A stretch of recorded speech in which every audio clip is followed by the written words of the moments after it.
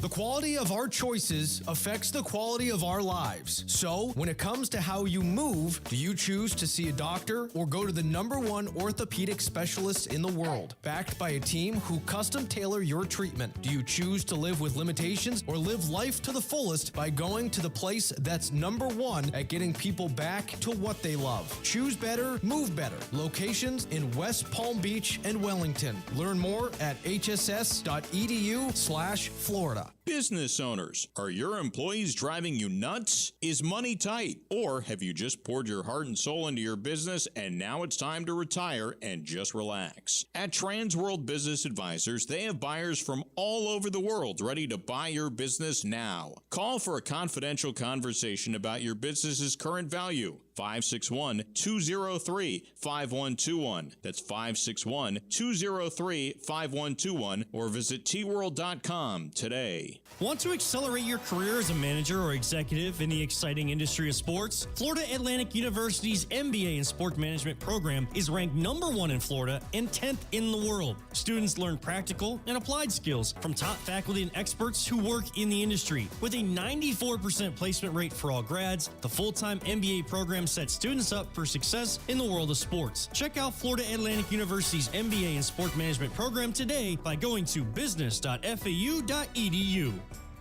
This Valentine's Day, give the one you love a gift with endless possibilities. Give a gift card to the Breakers Palm Beach. Breakers gift cards let you treat the one who matters most to the things they love the most, like irresistible oceanfront getaways, lessons at the Breakers' new golf and racket club, pampering at the exquisite spa, and shopping at the resort's stylish collection of on- and off-site boutiques.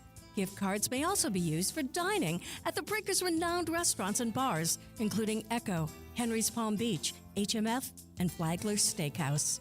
What's even better, for a limited time, when you purchase a $500 gift card online at thebreakers.com, you'll receive an additional $50 on that card, compliments of the Breakers.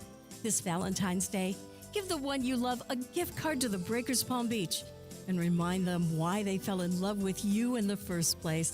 Visit thebreakers.com today.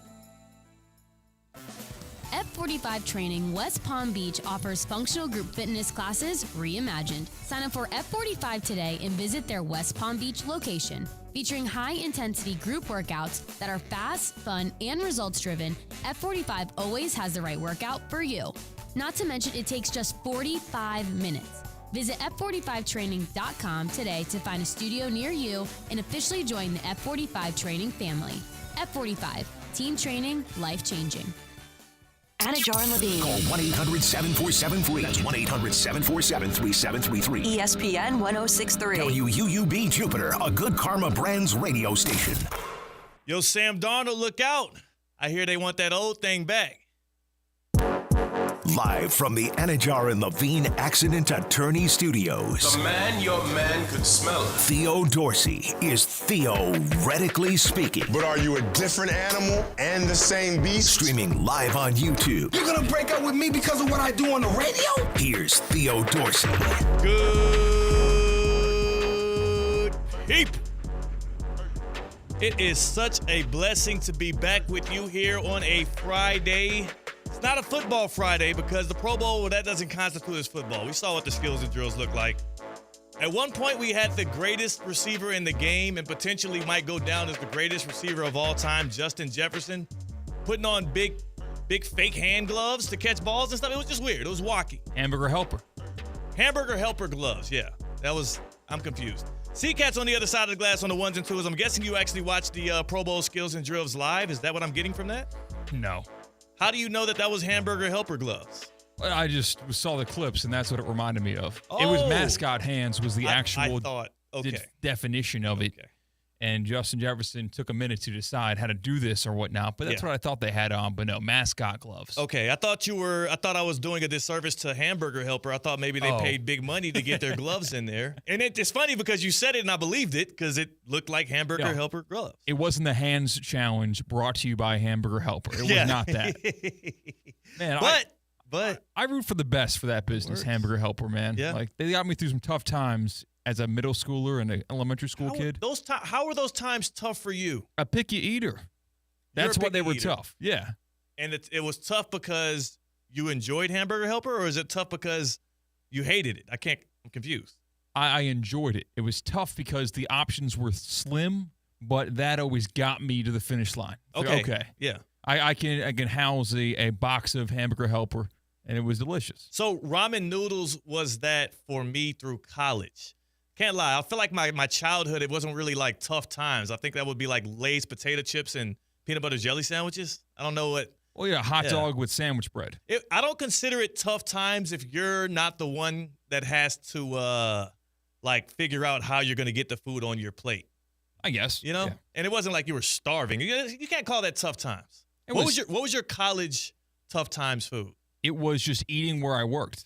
The thing was, I would steal some wings here, take some food there, not charge myself for it. That was my tough times food for the sandwich shop that I delivery drove for. No better than Jameis Winston. Pretty much. I mean, all right. So here's my question then. As a child, was it more, again, daunting of a task to take some Hamburger Helper that somebody else bought and put it together and eat it, or scavenge for food at the place of your occupation? It was harder to find something I wanted to eat and then settle it on Hamburger Helper because it was a happy medium. You're ridiculous. Oh, C-Cat, struggling as a child. Oh, my God. Oh, no. How am I going to get through this day without getting to my Hamburger Helper? There was always food at the table. Yeah. I was raised with your parents are going to hate hearing this, by the way. Oh, yeah? I'm sending them this clip. You're no better than the rappers. Who was it? Was it Michael Irvin who said he had a son who was rapping, talking about the struggles and the hard times and getting it out the mud and the gutter and whatnot? And Michael Irvin was like, bruh, you grew up in the suburbs in a gated community. I played for the Dallas freaking Cowboys. Stop lying to everybody.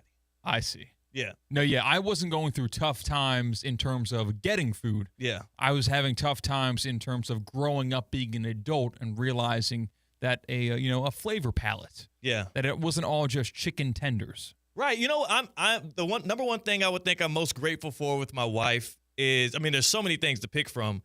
She so rapidly evolved what my flavor palette is, what my threshold for what food I would actually consume on a daily basis is, not just when she cooks, but just by her standards.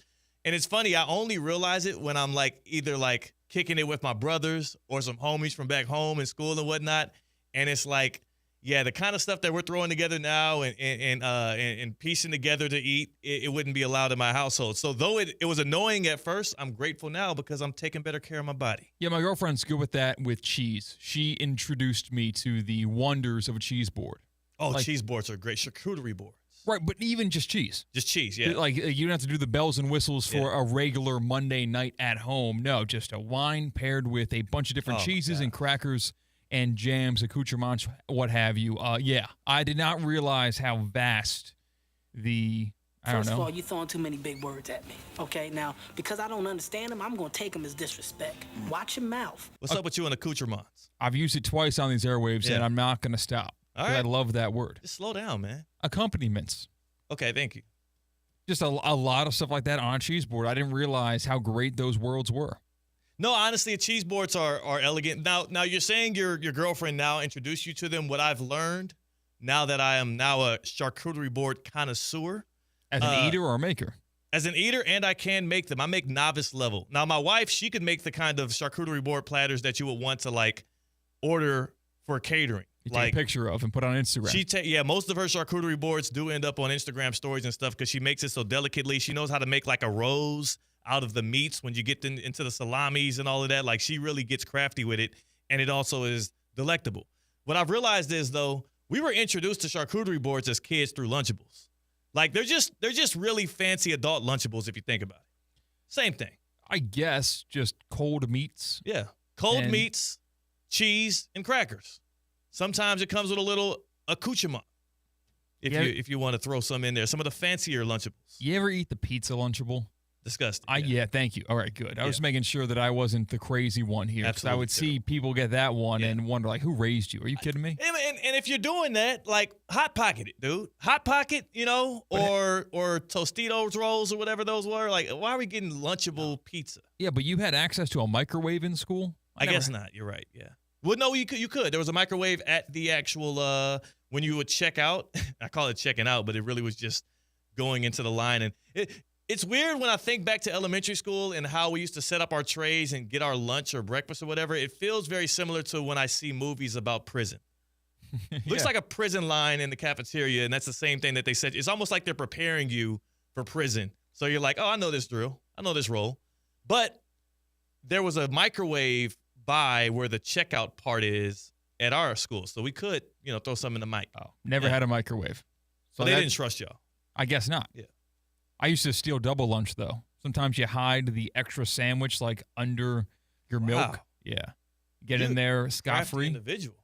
No wonder they didn't trust you. Maybe by definition, I guess it was stealing, but the accomplice was the lunch lady. Sometimes she would give us lunch and a half, so there wasn't enough to actually charge you for double, but it was certainly more than your share. Lunch ladies always looked out. Lunch ladies always looked out, especially if you're a good kid. Like if you didn't have a lunch lady look out for you at some point between K through 12 and out here in the States, there's probably something wrong with your character as a kid. Well, you got to butter them up a little bit. Yeah. That's when I first learned I had a little bit of charisma back in the day. When the lunch lady showed me some love, I said, appreciate you. Hey, Miss Kathy, looking beautiful today, by the way. Is that a new perfume? I didn't do all of that. Of course. You're an eighth grade kid. Yeah. You got to be like that. Yes. Yeah. You were kind of borderline hitting on your lunch ladies. I mean, when you're at that age, hitting on your lunch lady, it get you the double lunch. That's the end goal there. The last place I had double lunch, and I was, it felt like stealing, but it wasn't necessarily, is a place where I'm not even sure if you're ready to announce on air publicly that you're going soon, and that was the Masters. Yeah. And I just announced it for you, didn't I? Yeah. The details have yet to be figured out completely. Right, so you may or may not be. I'm sorry. Just take that out if you were listening here on ESPN 106.3. It might happen, might not. But my couple of times covering the Masters out at Augusta National Golf Course, they would have certain time increments in which the media can eat. And so myself and my guy, John, who works in sports TV out here locally in Palm Beach County in the Treasure Coast, we were both working at the same station at the time, and we would purposefully, miss out on shooting certain things or be late for certain pressers or interviews because if lunch was from 1 to 2:30, or let's say 12 to about 2:30, we were the first ones in for lunch right at 12. The food was so good. It was so good. And they actually would have servers come up to you. I mean, this is not your typical media meals. A server would come up to your table, and it's like eating at a restaurant. It was like we were going on many dates. And they would give you a meal right there at 12 o'clock. We would eat the meal, go do some work, and come right back right before close, double lunch. Yeah, I did that at the all-you-can-eat type of resort and amusement park in Discovery Cove in Orlando. Same thing. Different windows of when you can have breakfast and when you can have lunch. And we would make sure to get there first and last. I'm taking it all. Because they assume, especially at Augusta National, they're like, hey, if we open the window from 12 to 2:30, nobody's coming here twice. It's only 2.5 hours. They didn't know myself. They didn't know Big Teddy. Big Teddy was ready to strike, and I made some friends at double lunch, by the way. Stuff in your pockets with pimento cheese? Absolutely not. That stuff is absolute garbage. I tried it for the first time because of a chicken spot, had a sandwich at special edition. I actually liked it. So that's different. If you've had an actual pimento cheese sandwich, no meat involved, it's terrible. Okay. And I've had them at the Masters. And of all of the things that you rave about at the Masters, it's beautiful. Augusta National Golf Club is the best place I've ever been to when it comes to the elegance of a course, how well maintained it was. The service level was amazing. Everything about that place, beautiful. The food, great. Except for the one thing that everybody always talks about, and it's the pimento cheese sandwich. I'm starting to think it's kind of like a meme, like a joke. So nobody really likes those things. I'm trying to think of something else, like the Skyline chili, the Cincinnati's known for that, but everyone else looks at it this is kind of gross, right? Similar to that. I have yet to find somebody, and even back when I was working in Georgia, because again, I wasn't the only one that had frequented the Masters at that point. When you work in sports media in Georgia, a lot of us get a chance to cover it, and so many people that you meet would be able to win the lottery year after year and go to the Masters. Most people would say, actually, it's not really that good. Well, but they still say you got to try it, and it sucks. Well, when I was, like I said, I was a very picky eater when I was a kid, so lunch meat and me didn't really get along that much. I just wasn't a fan of that stuff. So I would go white bread, cheese, and mayo. So I would do that as a kid. That's pretty much what pimento cheese is it not? Kind of. It's like a cream cheese. It has these red peppers in it. It's not a good tasting cheese is the problem. At least the one that they were giving out, it wasn't a good tasting cheese. And when it was only pimento cheese and the white bread that was kind of slightly cold, it just wasn't good. And there's so much of it too. It's loaded. It's loaded with pimento cheese. Not grilled, not warm, slightly chilled, loaded with cheese. It's absolutely a terrible experience. But that makes it easy to like pocket and have it when you need it. You don't ever want it. You don't need it. That's the problem. Why would I pocket something that's disgusting? 888-760-3776. Is pimento cheese sandwiches good? Oh, pimento for the pepper. I didn't know that's what that meant. Yeah, I think the pimento is the peppers in the cheese. Yeah, because like pimento peppers are a pepper. Yeah. I didn't put two and two together that the pimento and Yeah. Well, there you go. This looks delicious. I'm looking at the pictures right now. It looks good. I won't lie to you. It does look good. It tastes bad. 888-760-3776. If you've ever been to the Masters tournament or if you've just had pimento cheese sandwiches, let me know. Only if you like them, because everybody's going to tell you the truth. Everybody tells you honestly it's actually not a good sandwich, but it's an experience you have to try at the Masters tournament because that's what they herald. So 888-760-3776. Hit us up on the Baptist Health Hotline and let us know what your experience with pimento cheese sandwiches is right here on Theoretically Speaking. Also, though, I got a little sidetracked by that, C-Cat. It's a Friday. We're allowed to get a little sidetracked here. But really what I've been kind of stewing on since last night, it kind of like re-entered my brainwaves. How in the hell are the Sam Darnold back to San Francisco rumors not already just circulating the interwebs? Like, it feels like the most obvious NFL offseason move that John Lynch and Kyle Shanahan, who are comfortable with Sam Darnold, they brought him into their locker room last year to sit behind Brock Purdy. They played him. They played him when they got a chance to.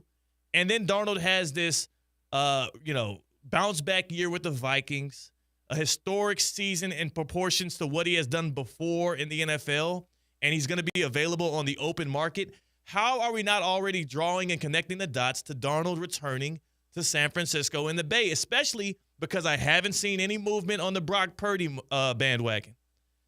They're eligible to start talking to this guy and announce something soon, and I haven't seen anything on we are certainly bringing him back at this number, at this amount of years, with this amount of money up front. The Brock Purdy re-signing is going to be a lot more complex and difficult than many people assume because this year he had a chance to prove to us he can be a floor raiser.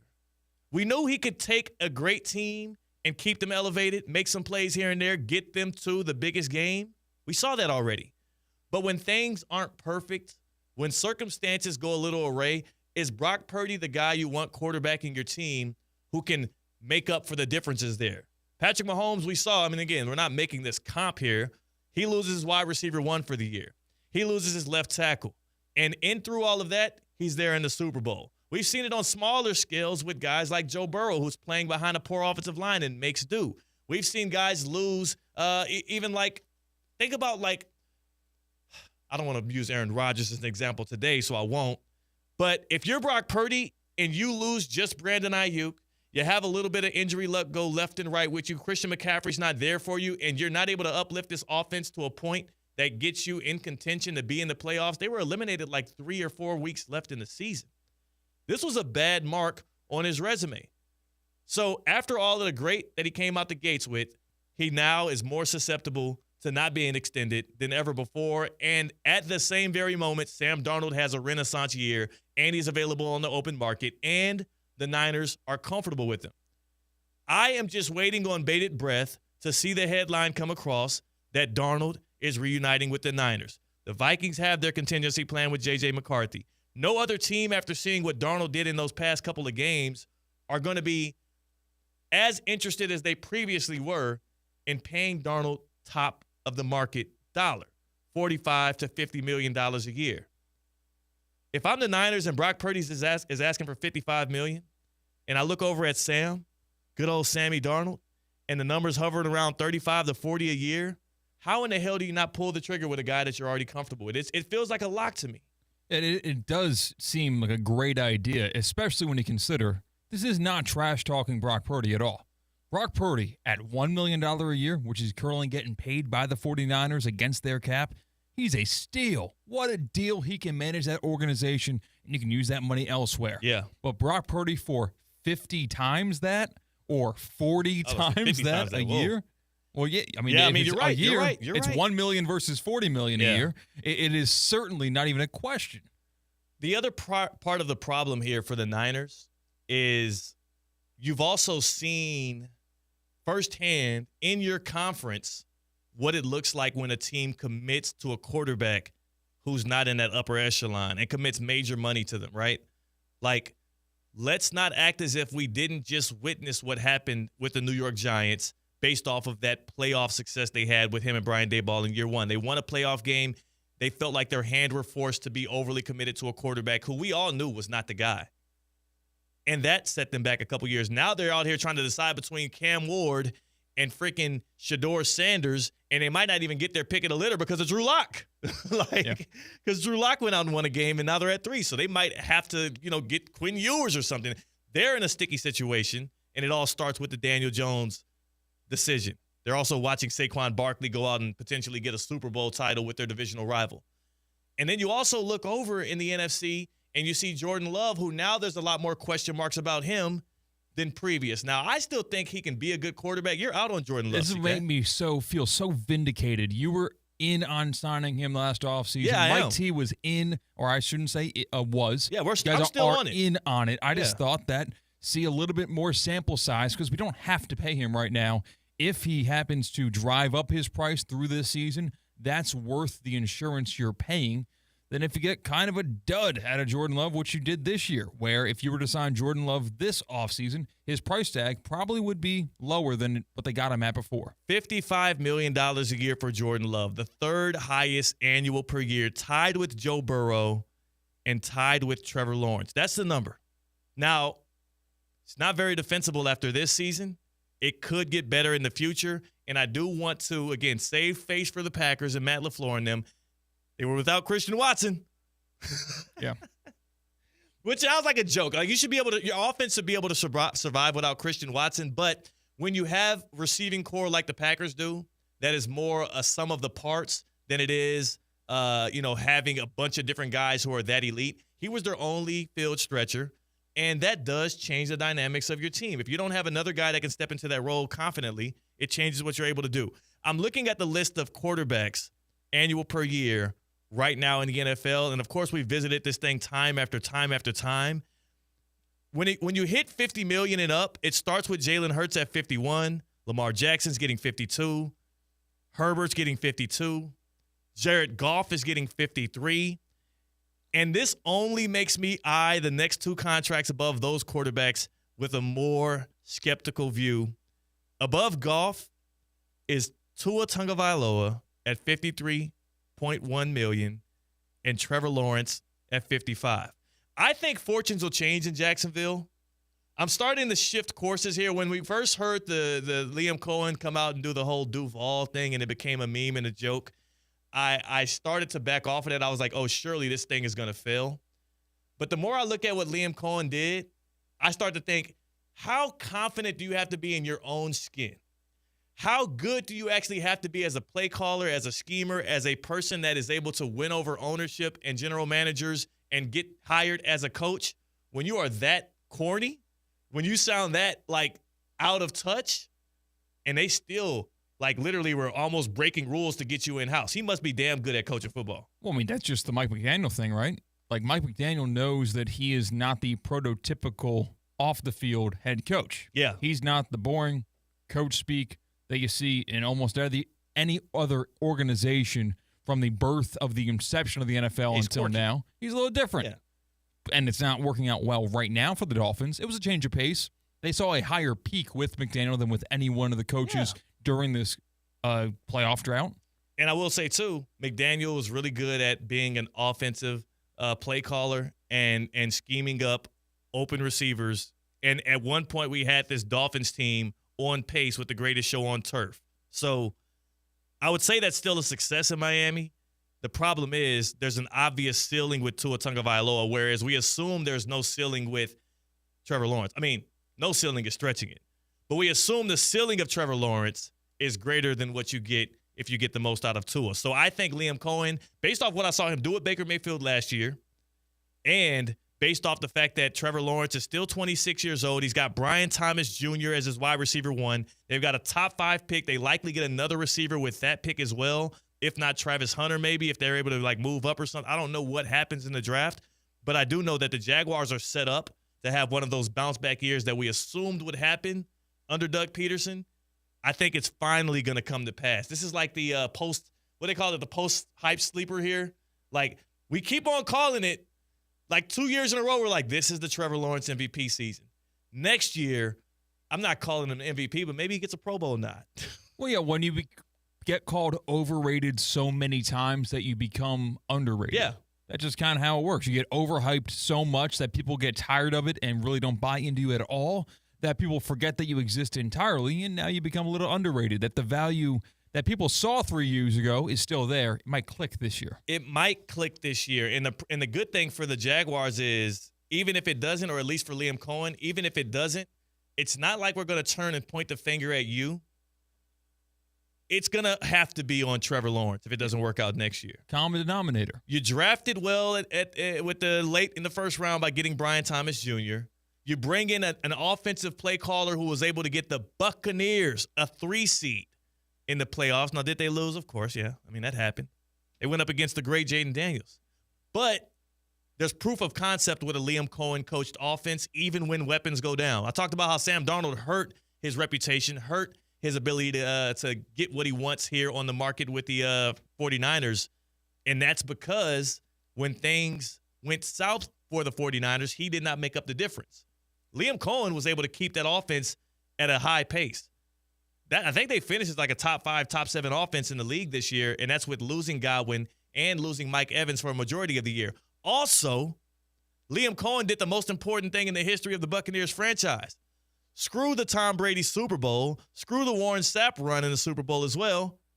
Liam Cohen got Mike Evans to 1,000 yards. Oh, don't make me throw up. That there in itself is proof of concept. Risking a playoff berth in order to do that. That's his job. Liam Cohen's job is to coach up a good offense, is to hit thresholds, to hit numbers. No. He got Mike Evans to 1,000 yards. That's a part of his resume. Every coordinator's job is to increase their team's chance to win. And they specialize in the offense, and they specialize in the defense, and they specialize in being the CEO and head coach. Yeah. But I don't want to rehash month-and-a-half-old news, but that was a joke. Yeah, man. It was worth it, though. He did it for his guy. He galvanized the troops. You saw how happy the Buccaneers were after they did that. Now, next week, did they go down the drain when they lost to the Commanders? Sure. But it wasn't because of the Mike Evans catch. We have a good get-around on the other side. Todd Fleming is joining the show, CEO of the Cognizant Classic in the Palm Beaches. He's pulling up around 3. We got a great Who Missed the Cut. We'll talk a little golf. We'll talk about the Cognizant Classic, which is right around the corner here, less than a month away. And also the Terry Rozier stuff. I got to give my piece on it, my 2 cents. We had a great one-on-one with Terry Rozier at Heat Media Day to kick off the NBA season. You didn't think to ask if he was illegally gambling? I didn't think about it. It didn't cross my mind. Now, again, the alleged issues with Terry Rozier don't have to do with him technically placing bets yet. We don't have intel on that yet. It has to do with him maybe allegedly helping people with some inside info. And did you see the part where Jonte Porter, the same people that put money on the Jonte Porter unders, also were in on the Terry Rozier stuff? They must have lost my number. I've been trying to get in contact with those people, man. I've been losing too much. Where's the Discord chat? Golly. Yeah, it's like the AMC thing all over again. We just weren't in those group chats and didn't get to cash out on those bets. It's absolutely crazy. It's absolutely ridiculous. But that's all coming up for you on today's show, if theoretically speaking. It's going to be great. I do have to tell you, though, all of that's good. All of that's fun. We're going to have some fun here today. But you know what's not fun? Finding out that maybe the number one most important resource that you have right there in your home could be actively killing you.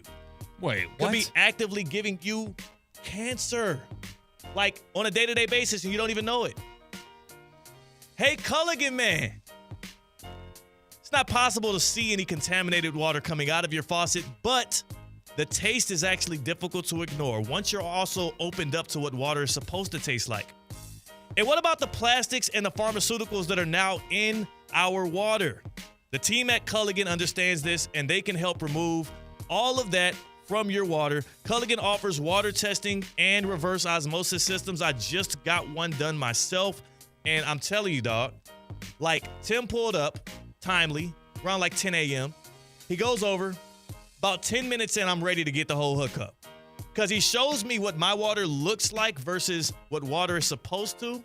I was able to then also taste what real water is supposed to taste like coming out of your faucets.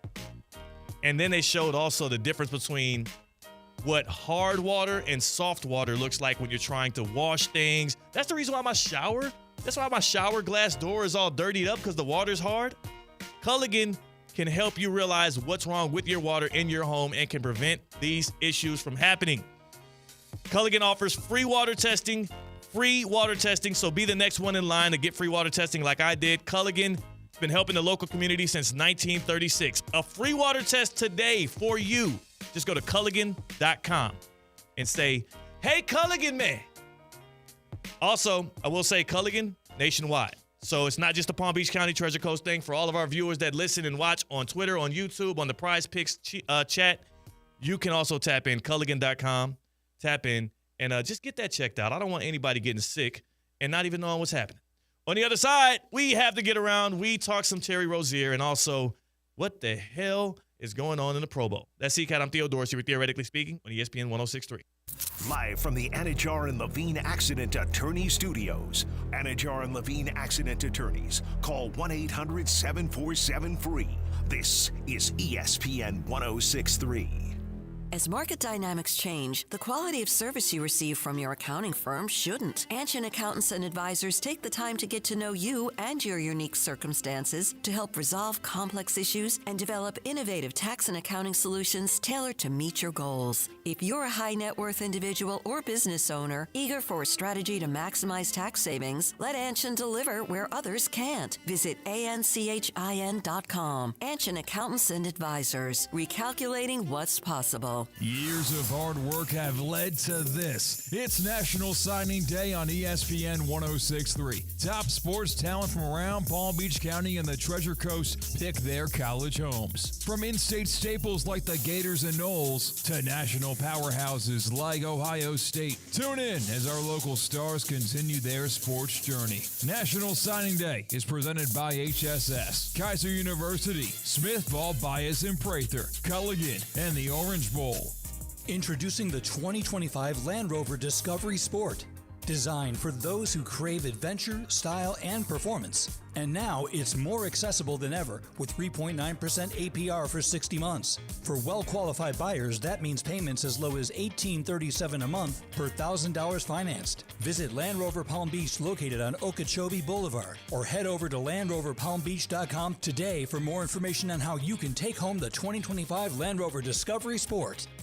Can't make it to New Orleans for the big game? Join us at Duffy's Sports Grill with 2 ways to score big on Sunday, February 9th. Duffy's Big Game Day experience, starting at just $25, includes a guaranteed front row seat, complimentary welcome drink, touchdown tots, official Duffy swag, and more. Tailgating on your home turf? Pre-order your game day eats and score double MVP points. Visit Duffy'sMVP.com to learn more. At Duffy's, our game is always on. Business owners, are your employees driving you nuts? Is money tight? Or have you just poured your heart and soul into your business and now it's time to retire and just relax? At Trans World Business Advisors, they have buyers from all over the world ready to buy your business now. Call for a confidential conversation about your business's current value. 561-203-5121. That's 561-203-5121 or visit tworld.com today. Good Karma Brands is proud to be an equal opportunity employer. Our policy is to provide equal opportunity employment, development, and advancement to all current and potential teammates. If you are an organization that wants to learn more about careers with Good Karma Brands, please email careers@goodkarmabrands.com. The county just requested more electric charging stations. Orders have really amped up at Able Electric. We need 3 more at First and Main, and we just got another hotel chain. It's no shock. Able Electric needs able electricians. Grocery store wants charging stations too. And fast. I need Indeed. Indeed you do. Put our matching platform to work so you can spend less time searching and more time connecting with talented candidates. Visit Indeed.com/credit and get $75 towards your first sponsored job. Terms and conditions apply. Shopping with your parents can be embarrassing. Why would they sell jeans with holes in them? I'm going to speak to the manager. Mom! That hoodie is giving. You should get it. YOLO. Thanks to the Chase mobile app, your kid can shop independently while you keep an eye on their spending. So you can go from We can be twinsies. to How was shopping? Saw you stayed on budget. Thanks, Mom. freedom for kids, control for parents. That's family banking from Chase. Account subject to approval. Chase mobile app is available for select mobile devices. Message and data rates may apply. JP Morgan Chase Bank N.A. member FDIC. Kaiser University's flagship campus, the 100-acre residential campus at 2600 North Military Trail in West Palm Beach, extends Kaiser University's educational offerings to over 100 degrees in the heart of South Florida. Kaiser University also has an athletic program with 20 national championships, including the 2024 Women's Swimming and Diving Championship and 2023 football, lacrosse, and men's swimming and diving titles. Visit KUSeahawks.com for the latest. Years of hard work have led to this. It's National Signing Day on ESPN 106.3. Top sports talent from around Palm Beach County and the Treasure Coast pick their college homes. From in-state staples like the Gators and Knowles to national powerhouses like Ohio State. Tune in as our local stars continue their sports journey. National Signing Day is presented by HSS, Kaiser University, Smith, Ball, Bias, and Prather, Culligan, and the Orange Bowl. God knows. I am reincarnated. I was stargazing. Life goes on. I need her, my babies. Live from the Anajar and Levine Accident Attorney Studios, Theo Dorsey is theoretically speaking. Streaming live on YouTube, here's Theo Dorsey. We're going to be cooking up some great Prize Picks plays, not just for the big game that's in about a week. It's about 8-9 days away, but also throughout basketball season and hockey. It has been electric, the amount of movement you can get on Prize Picks these days. I mean, all of the different offerings they give, all of the giveaways, not really giveaways. It feels like a giveaway because it's all the promo dollars they give. Happy Flex Friday, Theo. Flex Friday. It's a Flex Friday right now. There's the Taco Tuesdays. And then there's just the random days where they're like, hey, $10 free entry on us. That's Prize Picks for you. It's America's #1 daily fantasy sports app. Over 10 million members and billions of dollars in awarded winnings. That's why we have them on the YouTube Prize Pick stream, because we want you to see it and believe it. Use promo code THEOD. Use that promo code THEOD. You get $50 free to play with after you play a $5 lineup. And a lineup is simple. You pick between 2 and 6 different player projections, and you line them up, right? If I were going with, let's say, some basketball action, Darius Garland, more than 21.5 points. I'm more on that. Evan Mobley, big man for the Cavs. Less than 16.5 points. I don't know if he's doing it. Then you move over to other sports. Hockey, you have saves, you have points, assists, goals. You already know what it is in football. Passing yards, touchdowns. If you feel like you have a good angle on a game, you build a lineup with player projections, and you can win big. Up to 1,000 times your money. Now on Prize Picks, you can win up to 1,000 times your money. I'm telling you, get in here, have some fun, run your game with your friends. In fact, send me your winning Prize Picks lineups when you make them. That's promo code THEOD. Tap it in right now. Promo code THEOD. $50 for free after your first $5 lineup. It's going to be great. They even got Unrivaled in there. Oh, yeah, Unrivaled's in the mix. Unrivaled, which is the ladies, the women's basketball 3v3 action. Mm-hmm. So there's so much you can get interested in. It goes across even beyond Florida. You want to hate watch Angel Reese? Yeah. You can. I guess it would be hard. Would you just hit less on her numbers? Yeah. Just hit less That's on nice. Angel You Reese's. don't go more then. You can go less. You can go more. You can go less. If you want to hate watch Angel Reese, or maybe you're rooting for another women's basketball player. Brittany Griner. There you go. More, less. More, less. It's simple. It's simple. I'm a big Rose fan in the Unrivaled. I've picked my allegiance. Yeah? Why so? Why the Rose? I don't know. That's the first thing that popped up. There's a team called Phantom, Rose, the Lunar Owls. I wonder if Rose is going to be the Portland team. Well, it is. Yeah. Like these teams exist and they're playing. Well, I'm saying, is Rose the Portland team? I don't know. Because you know they are coming out with a WNBA team. And I'm wondering if they're starting their branding now, because all the rest of the teams are not WNBA branded teams like you were saying. I see. So I'm trying to see now if that's what the angle is the Rose being the actual a team coming out of Phoenix out of Portland, and it is tough for me to tell. So I'm not going to keep on doing the research right there. Portland's not on the get around though, C-Cat. That'll be too far. It should be. Our get around get out that way? No, I've never been to Portland. Okay. Well, where are we going first? Next stop. Well, our first stop on today's Get Around brings us to Atlanta, Georgia.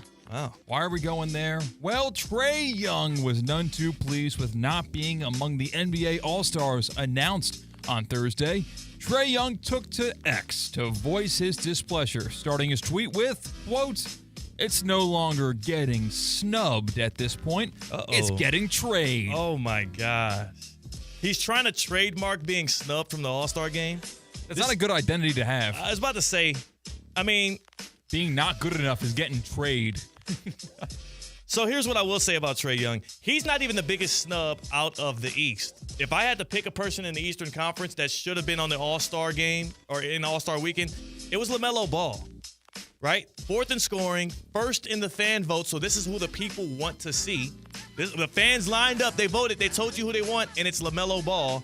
Plus, he has more, if you add up the 3 major stats in the NBA, points, rebounds, assists, he has more of them collectively than all of the All-Star reserves that were added to the Eastern Conference's lineup. Now, if LaMelo or Trae Young did get in, you know who it would be at the expense of? Who? Tyler Hero. So you know what? Keep it as is, NBA. The coaches got it right. They got my guy an All-Star nod. That makes Tyler Hero either more tradable for the Miami Heat going forward as they retool, or it makes him happy and warm and feel like he's doing a good job. Either way, it's great for Heat coaching. So LaMelo Ball, he's the one that released the track, right? No. His brother did. LiAngelo Ball, the middle brother, released the track.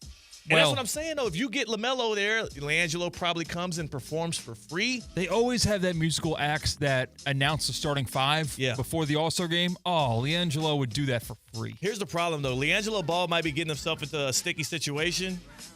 He's getting himself into a sticky situation. Everyone's in trouble these days. But no, not a trouble thing. Not like a Justin Tucker, Terry Rozier type thing. I'm talking more so, he said on an interview with Speedy, I think Revolt, I don't know what Speedy's with these days. He said that he's a better rapper right now than Cameron. Cam from It Is What It Is, or what is that the show's called?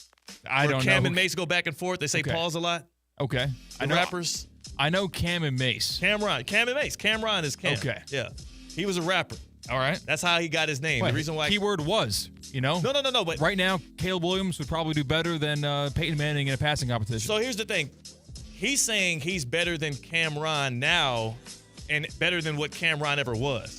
So prime versus prime. Yeah. LiAngelo Ball beats Cameron. He's losing a lot of love after he said that. Cam has some hits. Also, Cam was just a really good rapper, really good flow, good voice, has the New York accent going with him. Like Cameron was a dog, was a player. He had us wearing the pink. And I will say this, too. Did you know Mace was a rapper as well?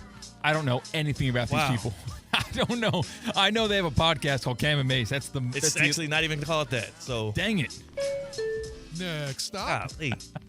What I also don't know about is hair plugs or Turkish hair surgery. Oh, you can. But one person that might know about that currently works for Fox. His name's Tom Brady. And Boomer Esiason on The Fan, New York Sports Radio, had this to say. He has some suspicions about that. See, he's going to Turkey for the hair plug. Is he? Yeah. No. I've been telling you about this since Tom Brady's come back with a full head of hair, which seems like 5 years ago. You know, this guy who I know, Mark, went over there in the summer and got his hair done and came back looking unbelievable. And he told me he got a first-class ticket. He got to stay in a 5-star hotel. They gave him all these meals, and he came back with hair. So that story was the friend that had that experience? Yeah. But Boomer from Boomer and Geo saying, Tom Brady did this. Tom Brady did this. What would lead me to believe he didn't? Like, Tom Brady has clearly gotten work done to his face. Can we at least agree on that? Yes. So we all agree Tom Brady has gotten work done to his face. It's not even really a secret. He doesn't talk about it publicly, but yeah, he's done things to change his facial structure, and I'm sure he's doing the Botox and all of that. I mean, he's 40-something. You see it all the time in Florida. I know what it looks like. But also, if he's that vain, why wouldn't he just get a hair plug? I feel like it is a lower bar to clear to get the hair plugs than it is to get a facial reconstruction type of deal. You feel me? Yeah, I think that, yeah. Like, I'll put it to you like this. You know who needs to get the hair plugs in Turkey? I talked about this when I was out at TGL this past Monday. The first stop of the get-around, Trae Young. Well, yeah, he's going to need it pretty soon. But also Tiger Woods. Oh, no. What? He wears a hat all day. That's his job, is wearing a hat. He took the hat off, C-Cat, and I almost was blinded. It's like the SpongeBob movie. Yes. Oh, I was like, oh. I actually was a little bit, I got nervous. I was like, oh, my God, did Tiger do that on accident? Put it back on. Like, I almost jumped out there onto the playing field for Tiger at the end of the match to help him put the hat back on. But he was comfortable with it. He took the hat off for like a good 7 or 8 seconds. Bald spot is, here's the problem. Once your bald spot no longer becomes a bald spot and it's more so there's a hair spot. No offense to Tiger Woods. A lot of love to the GOAT. In fact, we had a conversation that night. I should have asked him about that. I just get the hair plugs. So Tom Brady, yes, he's doing it, and I'm not mad at him for it. Next stop. We're going to Chapel Hill, North Carolina. Why? Well, that's where Bill Belichick is. He's a routine customer on the get-around. We're stopping at Bill's house because he's releasing a book called, quote, The Art of Winning. Oh, man. Lessons from a Life in Football. It releases in May. Two things I can guarantee. Number one, I will be reading this book. I have to read that book. How's it going to help you? What do you mean, how's it going to help me? You don't coach football? I know, but so that's a common misnomer. You don't think that you can learn a lot from Nick Saban, from Bill Belichick? How would I gain from learning from a CEO of a Fortune 500 company? Because these strategies work in life. Oh, these strategies business, work in everything. Like business is different versus a sports game. What is being a football coach? It is strategizing. It's not. There is strategy involved, but a lot of it is motivating. A lot of it is inspiring. A lot of it is empowering. A lot of it is management.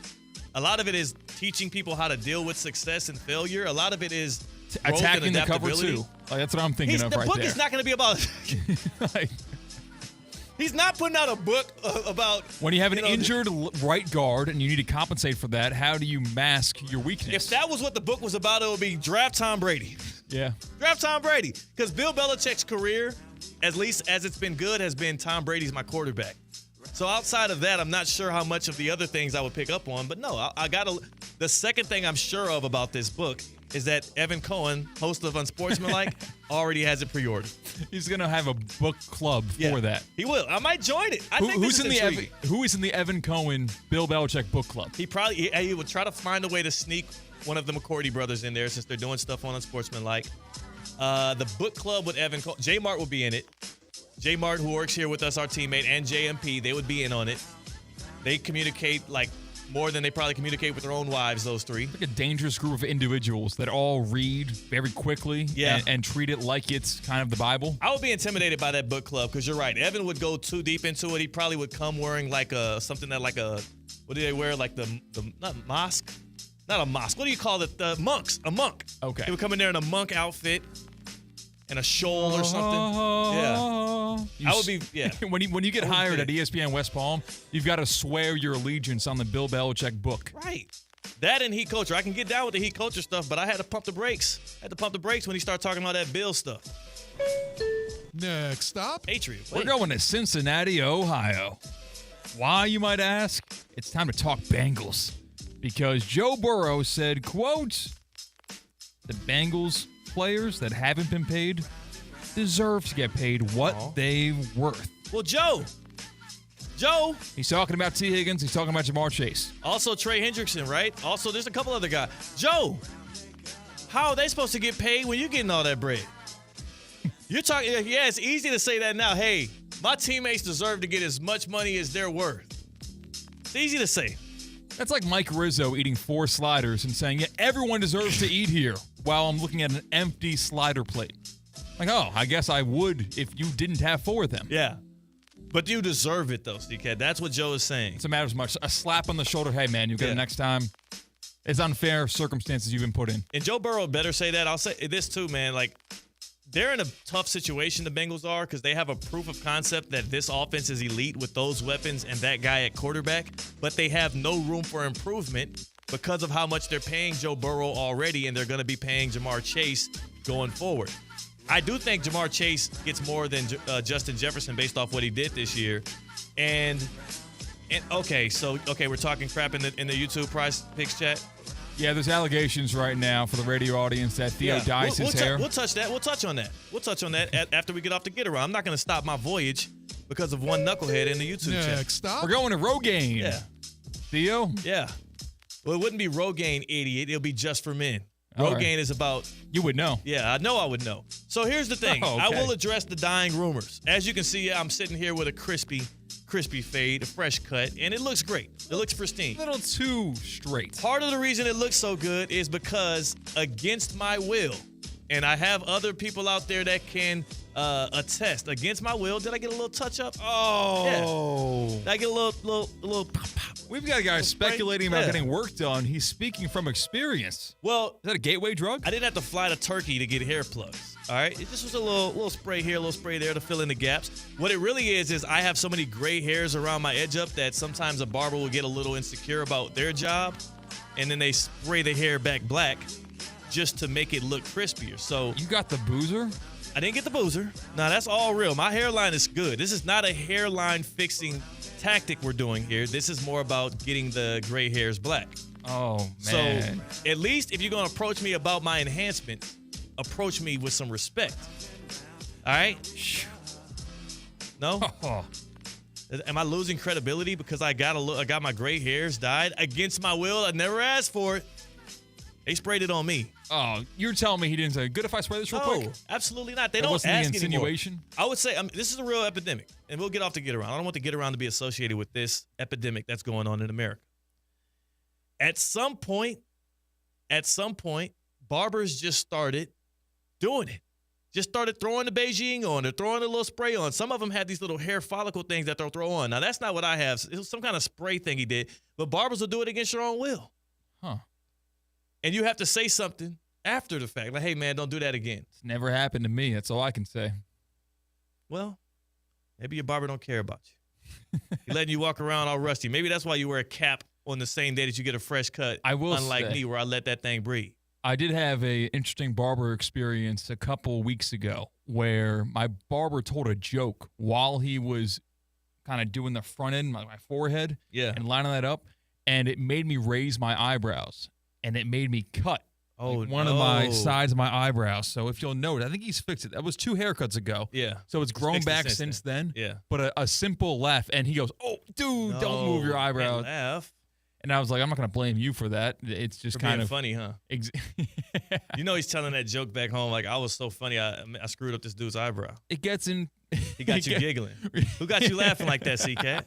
You know, I just got a way of words. You know, sometimes it gets in the way of my work. Yeah. You know, sometimes I tell jokes and it hurts my barber on the side. Yeah. Man, had you giggling out your seat, giggling out of your eyebrows, man. All right, we got to go to break because we do have my dog, CEO of the Cognizant Classic in the Palm Beaches, Todd Fleming, coming up here soon. I do want to tell you, though, first, the South Florida Fair is still open, people. You're running out of days to hit it up. This weekend is the finale of the South Florida Fairs. 17 straight days of entertainment, including the thrilling Royals Spectacular Show, live music, a new Ag Venture Land. You got farm animals in the Cabuto Zone, Cabuto Ag Zone.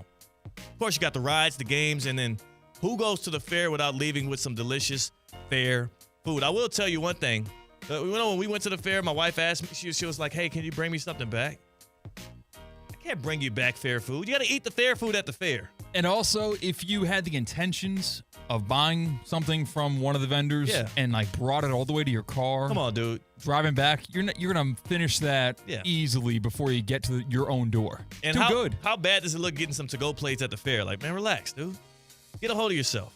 But it is that damn good. Thursdays are BOGO, but that's over with. So if you do want to go to the fair this weekend, you got Friday. Boom. Hit them big. That's today. You can go Saturday. You can go Sunday. You can enjoy the shows, enjoy the thrills, enjoy the rides. The weather's so good, too. Yes, the weather's I went for a morning walk. And there's no football, so there's nothing you're missing by going to the fair. The fair's going to be packed. I would say go early. If you're going to the fair this weekend, when you do go early. The SouthFloridaFair.com. That's the website, SouthFloridaFair.com. Or you can download the Fair app and check out all of what they have available to you at your fingertips. SouthFloridaFair.com. It's only open through February 2nd. That's Sunday. On the other side, CCAT, Theo Dorsey, and the man, the myth, the legend, Todd Fleming, CEO of the Cognizant Classic in the Palm Beaches. Let's ride. Live from the Anajar and Levine Accident Attorney Studios. Anajar and Levine Accident Attorneys. Call 1-800-747-FREE. This is ESPN 1063. Hi, it's Luis Fonsi. In the world of music, versatility allows you to capture the moment and create something amazing. Ford SUVs are designed with the same versatility in mind. The Ford Escape or Explorer can make any day a beach day with room for family and all your gear. And the Ford Bronco or Bronco Sport give you the freedom to go over, around, or through almost anything that comes your way. Ford SUVs, perfect for South Florida. See your local Ford dealer today.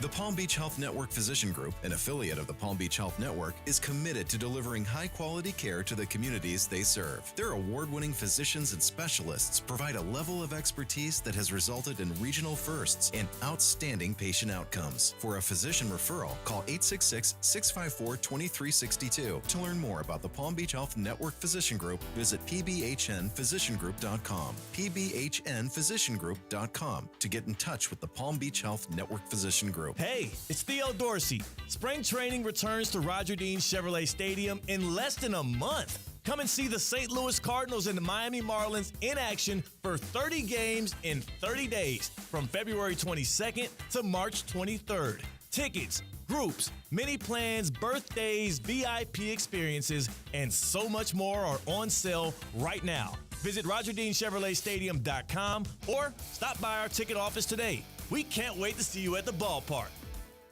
The 2024 Land Rover Discovery, built for those who seek both adventure and luxury. With 2.9% APR for 48 months, now is the perfect time to drive into your next journey. For well-qualified buyers, that's as low as $17.92 a month per $1,000 financed. Visit Land Rover Palm Beach today off Okeechobee Boulevard or head over to LandRoverPalmBeach.com and take home the 2024 Discovery today. Listen up, team. Recycling is just like football. You can't win if you're out of formation. Yellow bin? That's your quarterback. Give it all the paper. Blue bin? Wide receiver. Feed it all the containers. But no interceptions. Plastic bags and greasy pizza boxes have no place on this field. Now, follow the playbook. Get out there and recycle right. Sponsored by the Solid Waste Authority of Palm Beach County. Let's keep winning for the planet! Imagine a place where the sun is always shining, the drinks are ice cold, and the food is bursting with flavor. Welcome to Hurricane Grill and Wings, where locals and visitors alike gather to weather this storm we call life, and you can escape here anytime you like. Today's forecast, hot, crispy wings with a 100% chance of frothy beers. Later, we're predicting big burgers and seafood tacos moving in, even better with a Pepsi. Escape from the ordinary at one of our locations. Visit hurricanewings.com to visit your nearest spot and enjoy a taste of summer all year round. The Club at Lost Lake, a championship Fazio design golf course in Hope Sound. Golf and social memberships are now available with no waiting list and immediate access. The course and club will see over $10 million in capital improvements and is one of the best private club values in the area. Experience the beauty and challenge of this renowned course for yourself. Enjoy year-round access to exclusive amenities and events. Visit clublostlake.com to schedule a visit today. Don't miss out on this incredible course. And please, putt responsibly. Hi, it's Evan Cohen from Unsportsmanlike, and when it comes to the NBA, I'm like a kid in a candy store. Saturday, the Heat are looking to light up the Alamo City. San Antonio may have the Riverwalk, but Miami is in town to make a splash. It's the Heat and Spurs, live from San Antonio at 8. The South Florida Fair is open. 17 days of entertainment, including the thrilling Royal Spectacular Show, live music, a new Adventureland, and farm animals in the Kubota Ag Zone, a historic village, and of course, rides, games, and delicious fair food. Check all the activities and entertainment schedule online at southfloridafair.com or download the Fair app.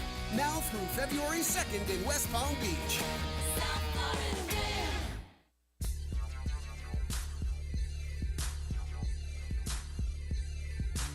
Live from the Anajar and Levine Accident Attorney Studios, Theo Dorsey is theoretically speaking. Streaming live on YouTube, here's Theo Dorsey. Well, if it ain't the champs themselves, You know what I'm talking about. Kaiser University. Those are the champs. If you want to know a champion, you just stumble onto the campus of Kaiser University. You likely run into one, CK. You're going to see Bill Belichick's book at Kaiser University when it releases in May. You already know. First place that they're probably going to have a class. They're probably going to have a class with a professor teaching Bill Belichick's book. Title of it again? Winning at football or something? Yeah, a lesson in winning in football. It's going to be Bill 101, and that's going to be the required reading. Yeah. And that's because championships is what they know at Kaiser University. 22 national titles, including back-to-back national championships in men's lacrosse, 3 straight in NAIA women's swimming and diving. And, of course, they have the football natty, 2023 NAIA champions, and they made the title game in 2024. All right, this is a program that has 60-plus conference regular season titles and conference tournament titles. They know winning like I know the back of my hand. And I know it well. I look at it, and I'm like, all right, there's a knuckle. There's a knuckle. There's a nail. Why do people say the back of like, do you know the back of your hand? Not as well as Kaiser knows winning, clearly. Like, what is the back? If you saw a picture of 10 different hands, CK, would you know which one was yours? No. Just by looking at the back of it? I don't think I would. I've got no scars on my hands. Yeah. I got a beauty mole on one of them. Oh, so you probably would. Maybe so. Get the latest on Kaiser Seahawks athletics by hopping online and going to kuseahawks.com. And you can check out what they're doing as they hashtag defend the beach. Again, that's kuseahawks.com. As they defend the beach, the Kaiser Seahawks. I wonder where the word beauty mole came from. Someone probably got bullied relentlessly for having a mole. Yeah. So like, no, that's a beauty mole. Right. I think so, obviously. Right. That's I mean, it's a sign happened. of like great looks. Yeah. Because like, there's nothing against it, but beauty mole. Beauty mole is kind of crazy for a grown man to say too, huh? It's an overcorrection. Yeah. Yeah. It's like, what are you doing, dude? Relax. It's just a mark. It's a birthmark. Some people call them birthmarks. My mom called them beauty moles. And apparently, wherever you have a beauty mark at, it's supposed to be a attractive part of your body, is what I've been told. So I have one on my right bicep. That's pretty attractive. And in my right hand, it's more attractive than my left. So, well, we've got some trivia. It's because I'm left-handed, so I use this one more. We had some All-Stars announced yesterday. The NBA All-Star game and weekend around the corner here. Big Southpaw right here. One team I did not see get represented on the All-Star reserves or starters was the Detroit Pistons. Oh, man. And I'm thinking, wait a second, when's the last time I saw a Detroit Piston as an All-Star? Well, I looked it up. Yes. They have the longest drought of any NBA team, going back to 2019. Who was the last Piston represented on the NBA All-Star roster back in 2019? I will answer that. Before I do, I want to do just a quick, not a correction, but I think this is the reason why you saw this, that Cade Cunningham did make the All-Star game as a reserve. Cade Cunningham did. So but we're who going was to the last change one since Cade Cunningham? Didn't see that. It's okay. The game hasn't been played. He's not an All-Star yet. So the last Detroit Pistons All-Star since Cade Cunningham, who just got in as an All-Star reserve, his first ever All-Star game bid. I will answer that on the other side. Also, fun fact about Cade Cunningham. Went to Oklahoma. He went to Oklahoma State. You're an Oklahoma guy. You spent some time in Oklahoma. I used to talk about Cade Cunningham a lot over the past couple of years because I knew he was going to burst into a star. I mean, he's obviously a former number 1 pick. My wife saw a picture of Cade Cunningham one day, and her first response was, wait, he's not white? Cade you know what? She said, she was like, the whole time, every time I talked about him, she imagined it was some white dude. Cade Cunningham, is that a white-sounding name? I'm trying to think of all the Cades I know. One we know with trivia here on Theoretically Speaking. He's white. He is white. White guy. There's no gray area there. He's a white man. Cunningham is undoubtedly, like, that feels like a white last name. I had 2 teachers in high school. They were brothers. Yeah. One was Sean Cunningham, and the other was, I forget his first name. Wait, when you say they're brothers, you mean like they were brothers, like my dog, brother? No. My brother. No, they were related. Okay, they were Ryan related. and Sean Cunningham. Oh, so they were white. Both white, very Irish. Okay. So Cade Cunningham is a very white name. So I don't blame my wife for saying that. It was just funny. That was her first response when she saw a picture of Cade Cunningham. So yes, last Detroit Pistons since Cade Cunningham to make the All-Star game. I give you that answer. Dang it. After the break.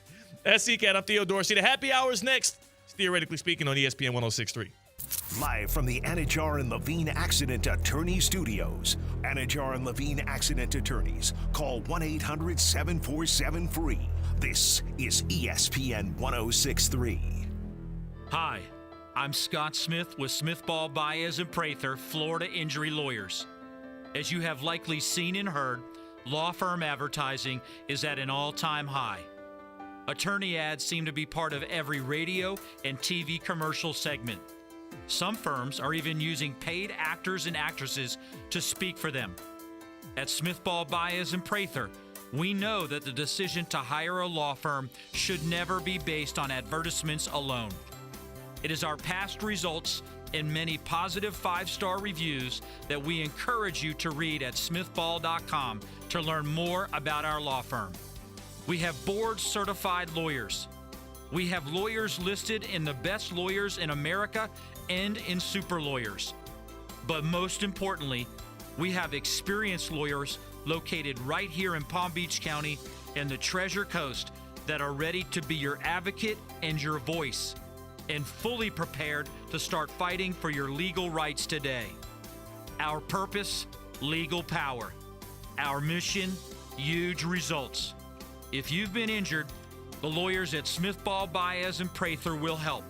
Call us at 500-HELP, 500-HELP. With Smith Ball Baez and Prather, help is just a local phone call away. Offices Palm Beach Gardens, Boca Raton, and Port St. Lucie. Anajar and Levine. Call 1-800-747-FREE. That's 1-800-747-3733. ESPN 1063. WUUB Jupiter, a Good Karma Brands radio station. F45 Training West Palm Beach offers functional group fitness classes reimagined. Sign up for F45 today and visit their West Palm Beach location. Featuring high-intensity group workouts that are fast, fun, and results-driven, F45 always has the right workout for you. Not to mention, it takes just 45 minutes. Visit F45training.com today to find a studio near you and officially join the F45 Training family. F45, team training, life-changing. Can't make it to New Orleans for the big game? Join us at Duffy's Sports Grill with 2 ways to score big on Sunday, February 9th. Duffy's Big Game Day experience, starting at just $25, includes a guaranteed front row seat, complimentary welcome drink, touchdown tots, official Duffy swag, and more. Tailgating on your home turf? Pre-order your game day eats and score double MVP points. Visit Duffy'sMVP.com to learn more. At Duffy's, our game is always on. Hey, Steph Prince here, General Manager of ESPN West Palm, to tell you about a team that has meant a lot to me and this community for a long time. Bob and the team at Bradley Heating and Air Conditioning have been helping me stay cool for years, whether at home or in the office. And living in South Florida with 3 kids, I don't know what I'd do without them. Family owned and operated, serving Royal Palm Beach and beyond since 1980. Let the knowledgeable and trained team at Bradley help you with your residential and commercial needs, installation, repair, seasonal maintenance, upgrades of all makes and styles and models of HVAC equipment, and so much more. Bradley Heating and Air Conditioning does things right the first time and makes the process smooth, stress-free, and most importantly, keeps you cool. Give them a call at 561-793-7497. That's 561-793-7497 or bradleyair.com. Any need, big or small, trust the amazing team at Bradley Heating and Air Conditioning. Live from the Anajar and Levine Accident Attorney Studios. The man your man could smell it. Theo Dorsey is theoretically speaking. But are you a different animal and the same beast? Streaming live on YouTube. You're gonna break up with me because of what I do on the radio? Here's Theo Dorsey. Good peep. Your eyes do not deceive you if you're tapped in on the ESPN West Palm stream presented by Prize Picks. It's your boy Theo Dorsey. Again, grateful to be with you on this Friday. So grateful. C-Cat's on the other side of the glass on the 1s and the 2s. I got dainty hands. And he has dainty hands, according to our chat. Wow. But who has, I would assume, manlier hands, because he's one of the hardest working men here in Palm Beach County, is the one and only Todd Fleming, CEO of the Cognizant Classic in the Palm Beaches, and vice president of Who Missed the Cut here on Theoretically Speaking. What's happening with you? What's up, my friend? Good to be back. This is the epitome of my week, I tell you every single time. But I mean, off camera, off mic, I got to dive into this dainty hand thing. I mean, that sounds like a slightly derogatory. Slightly. So here's the thing, though. It does feel at this age, like if you're like 18 and somebody says you have dainty hands as a man, you're like, you're fighting. No, you're fighting at 18. 18? Yeah. At 18, you're fighting. So at what point does it become unacceptable for a man's hands to be described as dainty? Depends on who's saying he's got dainty hands. Let's look at the definition of dainty hands here. Like easy to injure. Like you need calluses, I guess. It means delicate, delicate, small, and pretty. So you're saying you got pretty hands. That's a compliment. Hold on, there's another man that said that you have dainty hands.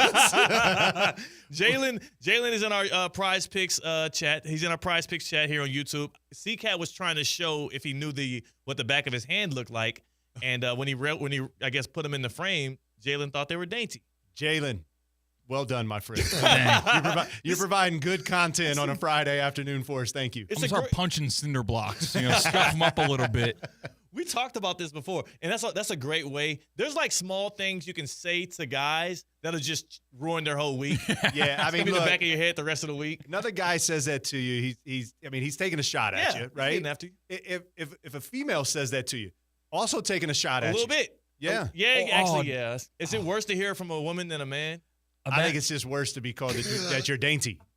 Imagine a woman. That doesn't feel good. If you have maybe small hands, and a woman goes, let's size up our hands against each other. That would ruin my life. Oh, my gosh. Yeah. Women, they love doing that, by the way. Back in the day, like all the time, it was whenever you – We're crossing over into something we shouldn't be talking about on sports radio right now. Yeah. I was about to say, Todd knows we're you know what? This is what I'll do. We'll back out of it. We'll wash ourselves of that, and we'll say this, C-Cat, you don't have dainty hands. You have underused hands.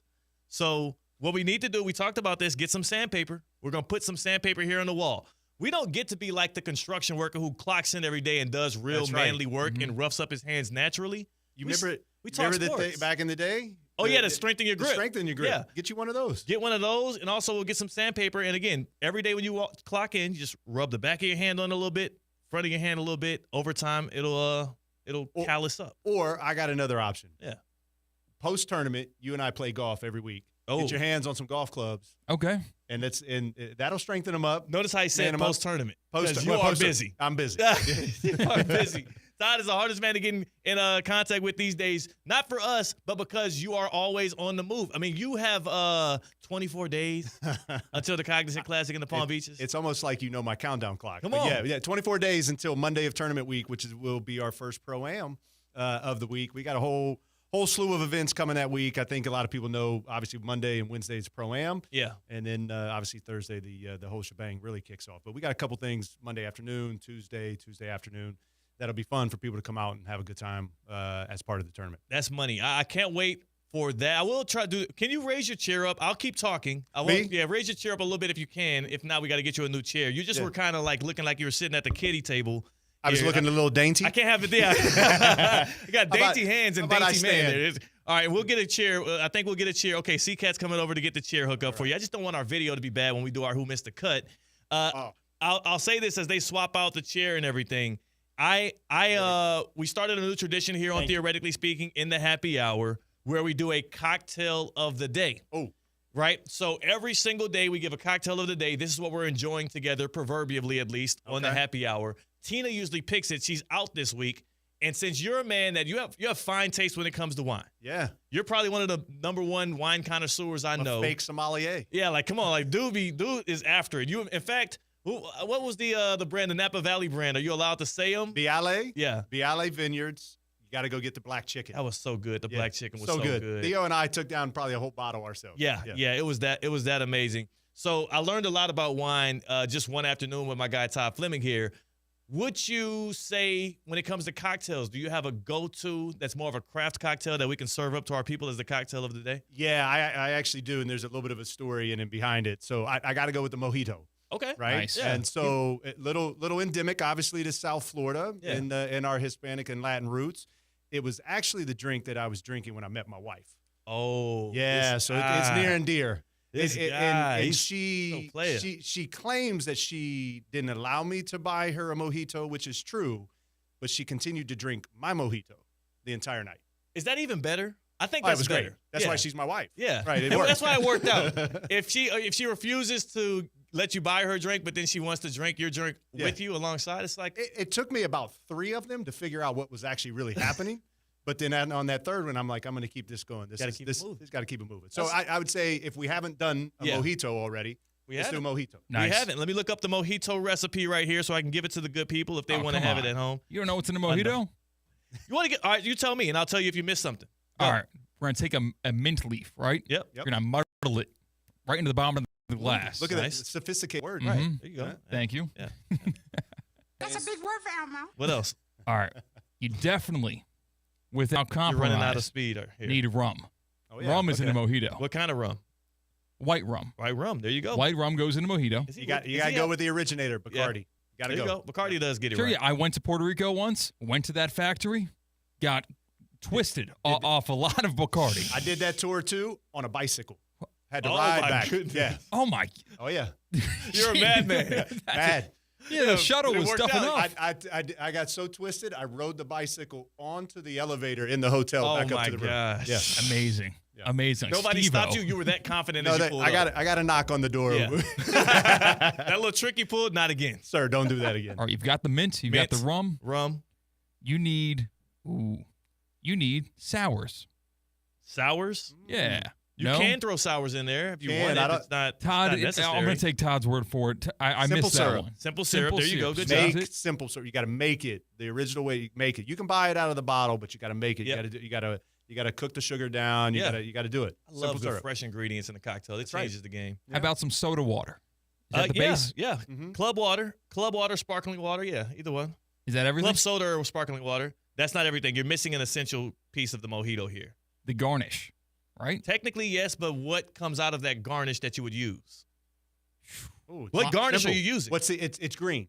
Lime. Lime. Yeah, you want some fresh lime juice. Dang. Lime That's juice. it. I That's let a everyone mojito. down. That's a I'm sorry. mojito. Pretty good. Again, fresh mint, white rum, fresh lime juice, simple syrup, club soda or sparkling water, your choice. You have it obviously settled in some good ice to make it refreshing. Mojitos are undoubtedly good. Thank you to our Cuban friends for that drink. I didn't even realize that was their origination. Yeah, I think the Cuban rum that then had to go over to Puerto Rico, and that's where the distillery kind of sophisticated it. Big shout. So there you Big go. shout to the mojito. We learn something new every day. You came in with the mojito. We talked about it. We thought it was going to be a simple call, but it actually has a little depth to it. Depth. So we're enjoying some mojitos here on this happy hour. Again, Stephanie Prince, GM, don't come running in here and stealing them from us. We don't actually have mojitos, but we're doing it, proverbially. I will say this, too. As we gear up for this happy hour and this Who Missed the Cut, it's kind of Chiefs influenced because they're on the precipice of history. So before we get into that major championship that's around the corner for the Kansas City Chiefs, we have a tournament coming to town that you, Todd Fleming, are the CEO of, the Cognizant Classic in the Palm Beaches. 24 days out. I'm just curious for you, for everybody out there that wants to lock in and meet us at PGA National, what's the newest? What's the latest with the Cognizant Classic? Well, a lot's going on Right. on the final down the stretches, right? So all of the build, we're still ahead of schedule. The good thing is I was at the course this morning. There's going to be no golf carts on the course come Monday. So we're going to have 3 straight weeks of no golf carts. You can play it, but you're going to have the golf cart off on the side or walk. Because it would mess up some of the, We just need it. We need it as pristine as it could potentially be come tournament time. The other thing that's going to be new, again, Yellow Flamingo is almost out. So if you are interested in having one of the most exclusive experiences in Palm Beach County that just so happens to be at the golf tournament, now's the time to get involved. So I'm going to stop you right there. Before you say the website, Yellow Flamingo, you're just saying it. You're kind of downplaying it. People out here love to be exclusive. They love to be in VIP. They love to show people up, take some pictures, take some TikToks and whatnot and show off where they're at. This is the place, the Yellow Flamingo Club. This is it. I mean, this is it. I mean, we've shared before. There's going to be about 100 to 150 people ever that have this, right? And so it's inside the resort at the Butcher's Club, which is a Michelin star restaurant, structure on 18, structure on 17, done to the nines from an interior standpoint, and the food and beverage is going to be immaculate, as you can imagine, with Chef Ford and the Butcher's Club and his team helping us to deliver the menu. So this is the epitome of where we need to be. Yeah. So call the offices, call your sales rep, go on the cognizantclassic.com, get your tickets. That's going to be the place to be. And I'm curious, too, with that Yellow Flamingo, is it you can get it day by day, you get it week? There's optionality? We've opened it up day by day. There it is. So you said the golf carts are going to be done soon. When do people stop getting access to the course in proximity to the actual tournament? Friday before. Okay, really? Yeah, so, I mean, so the good thing is, again, members of PGA National and those that would be staying at the resort, you get a chance to play tournament conditions. That's nice. Right, which is really, really cool. So it's fun. But Friday before tournament week, that'll be the last round that's done because the players will start coming in Saturday, Sunday. Yeah. For those that aren't in Mexico, playing in Mexico the week before, they'll come in Saturday, Sunday, get a few rounds in themselves, see the new things that we've done. Monday Pro-Am, and then we're off and running. Before we get into who missed the cut, I want you to grade the Dallas Cowboy hire. You don't have to get into the press conference again. You were a member of the Cowboys for over a decade or so, a member of the Cowboys franchise working there. 17 years. 17 years with the Dallas Cowboys. So you know what the decision-making is like. You know what Jerry Jones's ideals are like inside that head. Brian Schottenheimer, grade that hire for the Dallas Cowboys. I'm going to go C+ right now if I'm completely being honest. Big risk. I think it's a big risk. Wasn't showing up on anybody else's radar. The thing that I will take away is they've had this man inside their building for the last 2.5, 3 seasons. Yeah. Right? So they know something that maybe we don't. But I look, it wasn't the name that I wanted. Well, yeah, I thought you would say Deion or something. Then, look, I would have taken Nick Deion. Saban. I would have said, can we get Saban to come out? Right? Yeah. Or we should have moved a little bit quicker. I wanted Mike Vrabel. Oh, I wanted Vrabel. You weren't getting Vrabel, though. I don't know. You weren't getting Vrabel. The star. Now, look, I get the connectivity to the Patriots. I get the history. He's in the Hall of Fame. He won a Super Bowl there. But you got to remember, they didn't want him first time around. But that's where I think they did want him first time around. No. That would have happened. Yeah. That would have happened. What he was dealing with in Tennessee was kind of, yeah. It was untenable at the point, right? So, again, whatever. If they really wanted him, that's a draft pick. Make it shake. You make it happen. Yeah. You make it happen, and you get the coach that you want. They wanted Mayo. Now, again, Mayo was in a no-win situation. Right. I mean, you're replacing a legend, and you're trying to be in this rebuild, and it just didn't connect in the locker room. Guy like Vrabel instantaneously comes in, multi-time as coach of the year. Yeah. Player, 2-time Super Bowl champion with 2 different franchises. Mm-hmm. He's got the credibility. That's what we need as the Dallas Cowboys. We need some credibility in that seat. And right now, we don't have it. So I'm rooting for him. Yeah. I'm rooting for him. We got the last name, Schottenheimer. There you go. Yeah, he's got it. So there's some creativity in there. He's grown up in and around the game. My people that I talked to on the ground there, they seem to be enjoying it. My son got a chance to meet the defensive coordinator because he's inside that building. Okay, nice. So, look, I'll hold out, but it's C+ in my book right now. I need some wins. All right, that's fair, and that's absolutely fair. It's top limit grades to the Cowboys. We won't make you grade the other 6 or 7 of them. We want to get into our favorite game to play here on Fridays on Theoretically Speaking in the happy hour, and that is Who Missed the Cut. Oh, my goodness. This is not good. It's beyond hard to watch. 4 will enter. 3 will survive. It's time for Who Missed the Cut? Presented by the Cognizant Classic in the Palm Beaches, February 27th through March 2nd. Now, we know no team has ever won 3 Super Bowls in a row. That's what the Kansas City Chiefs are trying to do in Super Bowl 59 against the Eagles on next Sunday. But 3-peats have happened throughout sports in general. Today, we are going to be doing Who Missed the Cut with team accomplishments. 3-peat being one of them. We've seen it in basketball. We've seen it throughout, mostly in basketball. It's the easier one to do it in. Yeah. But there have been other examples of 3-peats throughout sports. We're grading team accomplishments. One is a 3-peat. The other one is a Tiger Slam. So that is when you are the defending champion at all 4 majors on the PGA Tour. There's a reason why they call it the Tiger. One guy. Only one guy's done it. One guy's done it. Very impressive. The next one is the Triple Crown. There have been 14 horses to do it, but only 2 in modern history. American Pharoah and, what was it, Justify in 2018? Justified, American Pharoah, Seattle Slew. Yeah, Seattle Slew was like 70s. Who'd they make the movie after? Secretariat. There we go. Come on. So the Triple Crown in horses. And then also, of course, the perfect season, which can happen in mostly basketball, but it has happened obviously throughout football, and on the college football level, it's happened many a times. It used to be the only way to get a national championship. Yeah. Ohio State screwed that up. Yeah. But those are the 4 things: a perfect season, a Triple Crown, a Tiger Slam, or a 3-peat. Who missed the cut? You know the rules. 4 enter. Only 3 can make the cut. 1 has to be eliminated. Fellas, I believe it is on CCAT. That's right. To give the first immunity.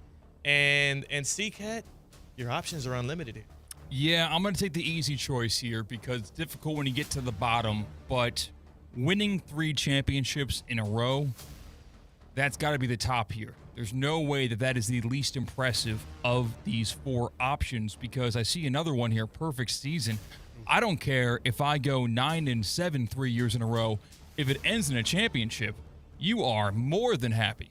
Yeah. So winning I'm 3 real championships happy right in a row. now. I'm real happy. Ohio State 2 losses, lost the big game, but national championship. So I'm elated. So I agree with that. Having the last laugh, being the only team that gets to end their playoff season with a win, come on. That has got to be saved on my end. That cannot be cut from these 4 options. It's only happened 3 times in the National Hockey League. 3 teams have done it.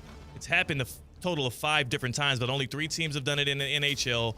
2 teams have done it in Major League Baseball, the New York Yankees and the Oakland Athletics. The Yankees have done it 3 times, last being in 2000. And in the NBA, you got the Celtics, you got the Bulls, you got the Lakers. It's never happened in the NFL with Super Bowls. The repeat makes sense. Makes sense. And we're judging this as if it were to happen right now. Yeah. Right. So I think that's important to note because it was more relevant back then. Yeah. The Warriors never got a three-peat. That's the craziest thing, as great as that dynasty was.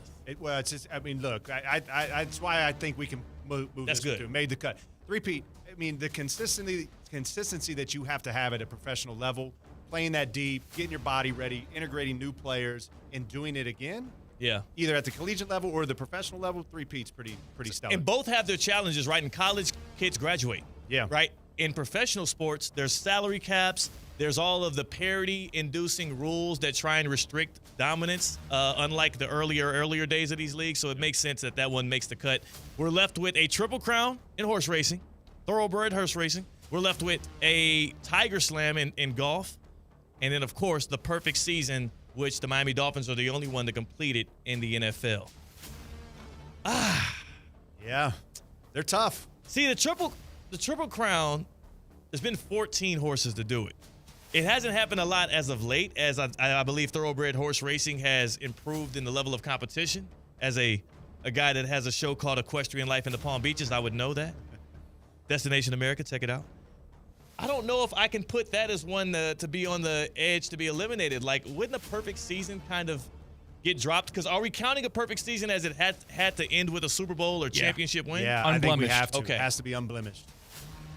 So I think that's the qualifier. Yeah, it has to. You're right. Because the Patriots wouldn't count. But no. Yeah. I mean, if they do that, it's the greatest season that we may have ever seen in professional sports. You know what's funny about the Chiefs' run right now is if they do win on Super Bowl Sunday, they would have beaten every team they played. That's right. Not a perfect season, but they beat the Broncos, obviously, and they beat the Bills. Yep. Now, something to be said. So I don't know what you call it. And they would be a three-peat. And it would be a three-peat. It would be a crazy accomplishment. In a perfect season, however, you're also looping in all sports. And we've seen many of college football perfect seasons. Happens all the time. And in a relative sense, kind of, compared to other sports, and especially back in the day when there was no national championship game, there were multiple perfect seasons where the writers decided who had a better perfect season to claim a championship. And a Triple Crown is 3 different races. A Tiger Slam is 4 different majors. Perfect season is... Yeah, I was going to say, the thing that we haven't talked about is, again, to me, the other one that comes through as the golf guy now. What Tiger did over that stretch is, I think we'll never see something like that again. Or it'll be very hard-pressed to see something like that again. So I think we can move him along and move the Tiger Slam through. He gets immunity. It's really down to perfect season. Perfect season. Perfect season and a Triple Crown in horse racing. My vote for who made the cut. Yeah. It's Triple Crown. In horse racing, Horse racing. I think the variables of the tracks are different. Weather's really at play. You could get bumped by another horse. You could get stacked against the rail. All of these things have to line up perfect. It's not just the fastest horse. Right. It's who runs the best race. And to be able to do that 3 consecutive races when it matters, although there's been 14, I don't know how long we've been running the Triple Crown, 100 years. So right. Only 14% of the time it's happened. To me, I think the vote is you got to control a wild animal, Right. With a human being on top, and you're racing against umpteen other horses that are all trying to do the same thing in some conditions that you may not be able to always control. And I got the number one. 13 horses have won the Triple Crown, so that increases your argument. Yeah. Not 14. All right, so we're off. Is a Triple Crown, what percentage of a Triple Crown is the jockey versus the horse? Because we just breed a good horse and got lucky that they won the gene pool. Yeah, but I It's see hard where to you're say. going. Yeah. I think it's a combination too, right? Because you got to layer in the who's training them, Right. So it's not just did you win the gene pool or did you get lucky. Do you have the right jockey that can maneuver all of this? But it's also who's your trainer. Yeah. Right. Who's the true. backbone behind it? So it's these three variables all have to come together for 3 consecutive races across the country. Yeah. And Right? how dare you disparage Mike Smith, the reigning jockey of the last Triple Crown winner, Justify. How dare you? If I were to Smith, pick one the of great these, Mike Smith. Yeah, I'll go. That is pretty cool. That's an individual award too. It's both the individual award and it's the ultimate goal. Yeah. Which is nice for a Triple Crown. Versus a team award where, I'm the backup long snapper on the Kansas City Chiefs. I don't know if you heard of me. Yeah. I have 3 rings, all came in a row. Is your name Mike Smith too? Right, he's over here. So here's the thing, though. Here's the thing. We're deciding between a Triple Crown right now, right, and a perfect season. Oh, excuse me. Perfect season. Tiger Slam is good. Tiger Slam's good. Three-peat is good. I would just say perfect season. We've seen it. We've seen more it often. enough. Yeah. I would say we've seen it more often. Doesn't take. We always come back to this. It just because you missed the cut doesn't mean you've actually lost. Right. Just means that you didn't. The We're other as good 3 as these were a little bit more difficult. And I just think a Triple Crown, percentage-wise, probably hasn't happened as often. Another way to look at it, too, in my defense of the perfect season, which I think I'm leaning Triple Crown, I just want to make this be said. These are the only 2 that just span 1 year, because the Tiger Slam can span 2 different years, so it's 1 year of dominance. The Triple Crown is just 3 races. Quick. Just 3 races. But it's like a total of, 45 seconds maybe? To be able to have a perfect season, like in the NFL, like the 72 Dolphins, that's 16 games. 17th one to win the Super Bowl. That's a lot of competition against the greatest. Triple Crown, you can get lucky 3 times. Well, you do got to qualify to get into those races. So you got to be a horse that, I don't know how this stuff works. You got to be good enough. You got to hit a 15-second All I know is if I benchmark bought a horse today, I cannot enter the Belmont Stakes. That's what I know for a fact. Yes, you're right. You're right. You would have to qualify, right? I think look, there's a lot of variables between going undefeated, but then culmination into a championship. I think the succession of getting a horse trained, right jockey, right situation, right trainer, right elements, and all of that lining up to be able to do it, I think that has to make. And you know what? You can be an undefeated team in Division III football. Like you got to be the pinnacle of the pinnacle to be in those races. Yep. That's it. And then you got to be the pinnacle of the pinnacle of the pinnacle to win those races 3 times in a row. Sorry to the 72 Dolphins. Wah, wah, wah. My apologies to the 98 Tennessee women's basketball crew. But you have missed a cut. Oh, my goodness. This is not good. It's beyond hard to watch. I know. And also, to be honest with you, one of the biggest reasons why you can say undoubtedly it really doesn't matter. We just watched a team that's on the precipice of history right now, the Kansas City Chiefs. I know that they lost to the Bills team, and that really cut the rug from under them. But it feels like they punted on the opportunity to have a perfect season. I agree. They could have went for it. They could have pulled out more stops in that game against Buffalo. They clearly had a different game plan than what they used in the playoffs. They held back in the regular season. And then obviously they literally punted on week 18 against the Broncos. Definitely. We watched the team literally not care about it. We saw the Colts do it 1 year with Peyton Manning in the squad. I do believe that lets us know everything we need to know about how great a perfect season is. That's true. How many wins do the Dolphins have in their 17, I think. No, they may have been 17-0. 16-0, 17-0. They had 14 regular season games. Right, I know and then 2 or 3 playoffs. I think it was 17, 16 or whatever. So I guess like on the line for the Chiefs in that Week 18 loss to the Broncos. Yeah. You still have alive most wins in NFL history. I'm trying to think of the bye week and now an extended season where you have 17 games. I mean, yeah, but they don't care. Didn't matter. Exactly. Because it's all about the championship. That's exactly right. Don't mean a thing without the ring. That's right. And that's why the perfect season gets the boot. I like that. They get the guillotine. They get the guillotine. here on Who Missed the Cut. That was great. Todd, any big weekend plans here? I know this is the last weekend before the Super Bowl, so you got to like get your chores out of the way and stuff because you want to just. This is the first Friday night in a long time that we don't have high school basketball. We wrapped up last night. Oh yeah. Playoffs kick off next week. So Jupiter's in. Jupiter's in, number 2 seed in the district. Yo. So we host Centennial next Wednesday. I forget exactly what time. Call it 7 o'clock. I just saw them play. They're good. Yeah, they're good. Well, it's going to be a battle, but it's good to have it on home turf. We play at home. So I got this weekend, nothing. A lot of relaxation, a lot of thinking about what we need to do over the next 24 days to be ready. Right? Say less. And I'm going to be picking your brain because I have my first wedding anniversary on Super Bowl Sunday. Oh. So after we get off the airwaves here, I need some give me some tips. Got a little sage advice. Yeah, because sage advice. Obviously, as a Chiefs fan, I was trying to tell this to CCAT too. The wedding anniversary is more important than the Chiefs three-peat. Is the wedding anniversary on Super Bowl Sunday? On the day of, Todd. I didn't plan this out. Should have gone to the game. To the game. So going to the game is such a hassle, though. It's more enjoyable to watch it from the couch. Take her for the week. Come home and watch the game. Oh, some of the festivities. Take her for some of the festivities, some of the parties. This comes from Todd Fleming, who gets in all the parties. I don't get all the parties. That's true. You never want to be. You never want to be at the game. You never want to be at All-Star Game Sunday. Yeah. You want to be at all the festivities leading up and home on your couch watching the game. Yeah, that's coming from a guy that's like worked for like every professional sports team in the nation, and he could just make one call. He's in every party. I can't do that. And I think when you talk about the anniversary, and there'll be arguments that it's a 50-50 celebration holiday because you're celebrating the couple. But when we all know, when you get down to brass tacks, it's a 70-30 at most. If you were to go to the game, that's a Theo gift. It is. At the risk that she may be listening, the other thing that you could do, set up a day of like how you met. Take her on the adventure of how you met. Oh, man. That's actually, you know what?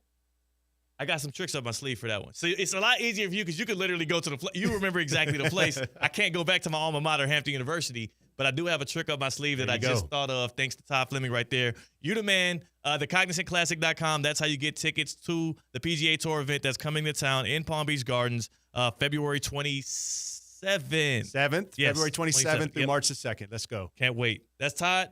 That is CCAT. The happy hour continues on the other side with Theoretically Speaking on ESPN 106.3. Live from the Anajar and Levine Accident Attorney Studios. Anajar and Levine Accident Attorneys. Call 1-800-747-FREE. This is ESPN 106.3. Your golf tip of the day is presented by the Club at Lost Lake in Hope Sound. Side spin is never good for a putt. Even the slightest rotation left or right can knock your ball offline by feet. To avoid slicing your putt, draw a straight line all the way around your golf ball. Place the ball on the green with the line pointing directly at the hole for a relatively straight putt. When putting, use a smooth pendulum stroke. Hit the ball so that the line rolls end over end. If the line wobbles, side spin is affecting your putt. A great way to practice is with the push drill. Place the putter directly behind the ball and push it straight toward the hole, focusing on a smooth roll. Once you master this, gradually add your backswing to perfect your stroke. A ball that starts online tends to stay online, so take the time to align your shot carefully. Trust the process, and with practice, your consistency will improve dramatically. Remember, every detail matters when it comes to precision. For more on memberships, visit theclubatlostlake.com. Tired of being sidelined by a sports injury? Get back in the game with Baptist Health Orthopedic Care. Whether you're a professional athlete or even a weekend warrior, you can get back to doing what you love with our compassionate orthopedic team. Experience a new level of care and get back to your best. Welcome to being treated like a pro. Make an appointment today at baptisthealth.net/ortho or call 833-556-6764.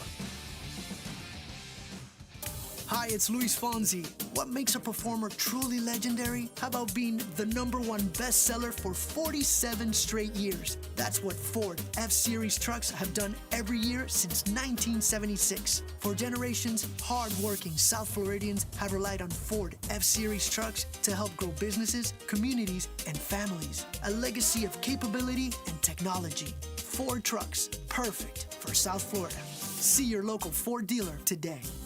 If you are buying a new home in Palm Beach County, whether it's your first time or you're upgrading or downsizing, the clerk's office is the services you need to help protect your investment. Sign up for our Property Fraud Alert program, offering free monitoring of Palm Beach County's official records. You will get an alert if a document, such as a deed or mortgage, is recorded using your name or address. For more information, head to our website at mypalmbeachclerk.com/homeowners. Congratulations on your new home. We are always here to help. ESPN 106.3 is your home for live sports presented by Hard Rock Bet. Where Miami heats up, the playoffs take center stage, and the big game is always in play. Hard Rock Bet, it's Florida's official sports book. Try it now and receive up to $100 back in bonus bets if your first bet does not hit. Hard Rock Bet, roll with us. It's offered by the Seminole Tribe of Florida, must be 21 plus and physically present in Florida to wager. Terms and conditions apply. Considered by gambling. Call 1-888-ADMIT-IT. Time now for the coolest moment of the week. Presented by EDS Air Conditioning and Plumbing. EDS is yes. This from the New York Jets opening press conference introducing Aaron Glenn as the head coach of the Jets, Jets. We're the freaking New York Jets, so we're built for this shit. Yeah. You're darn skippy y'all are. We're going to find out when the season kicks off, though, because that's going to either be a rally cry or it's going to come back to bite them. Built for this. You know, I don't know if that's a good thing by restating who you are. Right. Because we're the Cleveland Browns. Like, that's not indicating that you're built for this. We're the New York Jets. That's not indicating that you have a history of smash mouth, winning football, just apologetically great. No, you can say that when you are a Chief. You can say that if you're a Patriot even. That winning is in your DNA. Built for this does not mean you're the Jets. And you're the Jets does not mean you're built for this. Well, no, he never said what they're built for. Okay. They could be built for suffering. I mean, if you're a Jets fan, you kind of are built for this. You are used to. That's a good point. Being worshiping and praising a insufferable franchise that continues to get in its own way. You're built for this. Jets are 2-7 going into the bye. Yeah. I'm a New York Jets fan. That's right. We're the freaking New York Jets, so we're built for this shit. Hey, my Monday's not that bad. I'm used to losing. Right. They're like, come on, I'm callous. This is nothing to me. That should be me with like Ravens fandom and playoff failures. As of late, like, I don't care Mark Andrews dropped that ball. I'm a freaking Ravens fan. I'm built for this. Yeah, that's all you got to do. We're the freaking New York Jets, so we're built for this shit. That is a cool part of the week. That is the EDS coolest moment of the week. EDS, air conditioning and plumbing, coolest moment of the week. Aaron Glenn having almost a Freudian slip and admitting, yes, we are used to coming up short. We are used to having high hopes and being let down. And also for fans, I think that's more of a rally cry for the fans than it will be for the players. When you come back on Monday morning and you feel all of that angst rising up in you, just look yourself in the mirror and say, we're the freaking New York Jets, so we're built for this shit. Yeah. So I have who's going to be throwing the interceptions this year? Because I don't think Rodgers is coming back. You really don't think? The fact that we haven't heard any movement yet makes me think that he is. But then again, who knows what's going to happen after a retreat this year? They don't want him back. That's the problem. So even if he, quote unquote, comes back, there's a chance if I'm Aaron Glenn, I'm like, look, if you come back, you're backup. You're my backup quarterback. Is that best for Aaron Glenn, or is it best for Aaron Glenn if he were to get very slate? But it almost is a failure of a season this year with Aaron Rodgers buys you the rebuild. It's like, well, I mean, they lost with him last year, lost with Aaron Rodgers this year.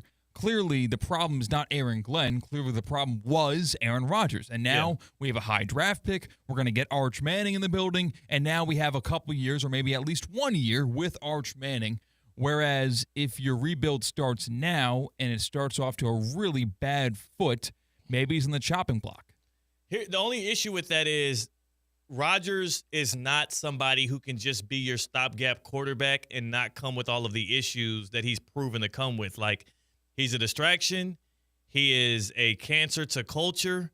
He is a person who also can, like, imagine, like, Garrett Wilson is already threatening that he wants to leave. He's pretty much asking for a trade, and that is your new third-year star wide receiver who's likely going to get top-of-the-market money when he does become eligible for an extension.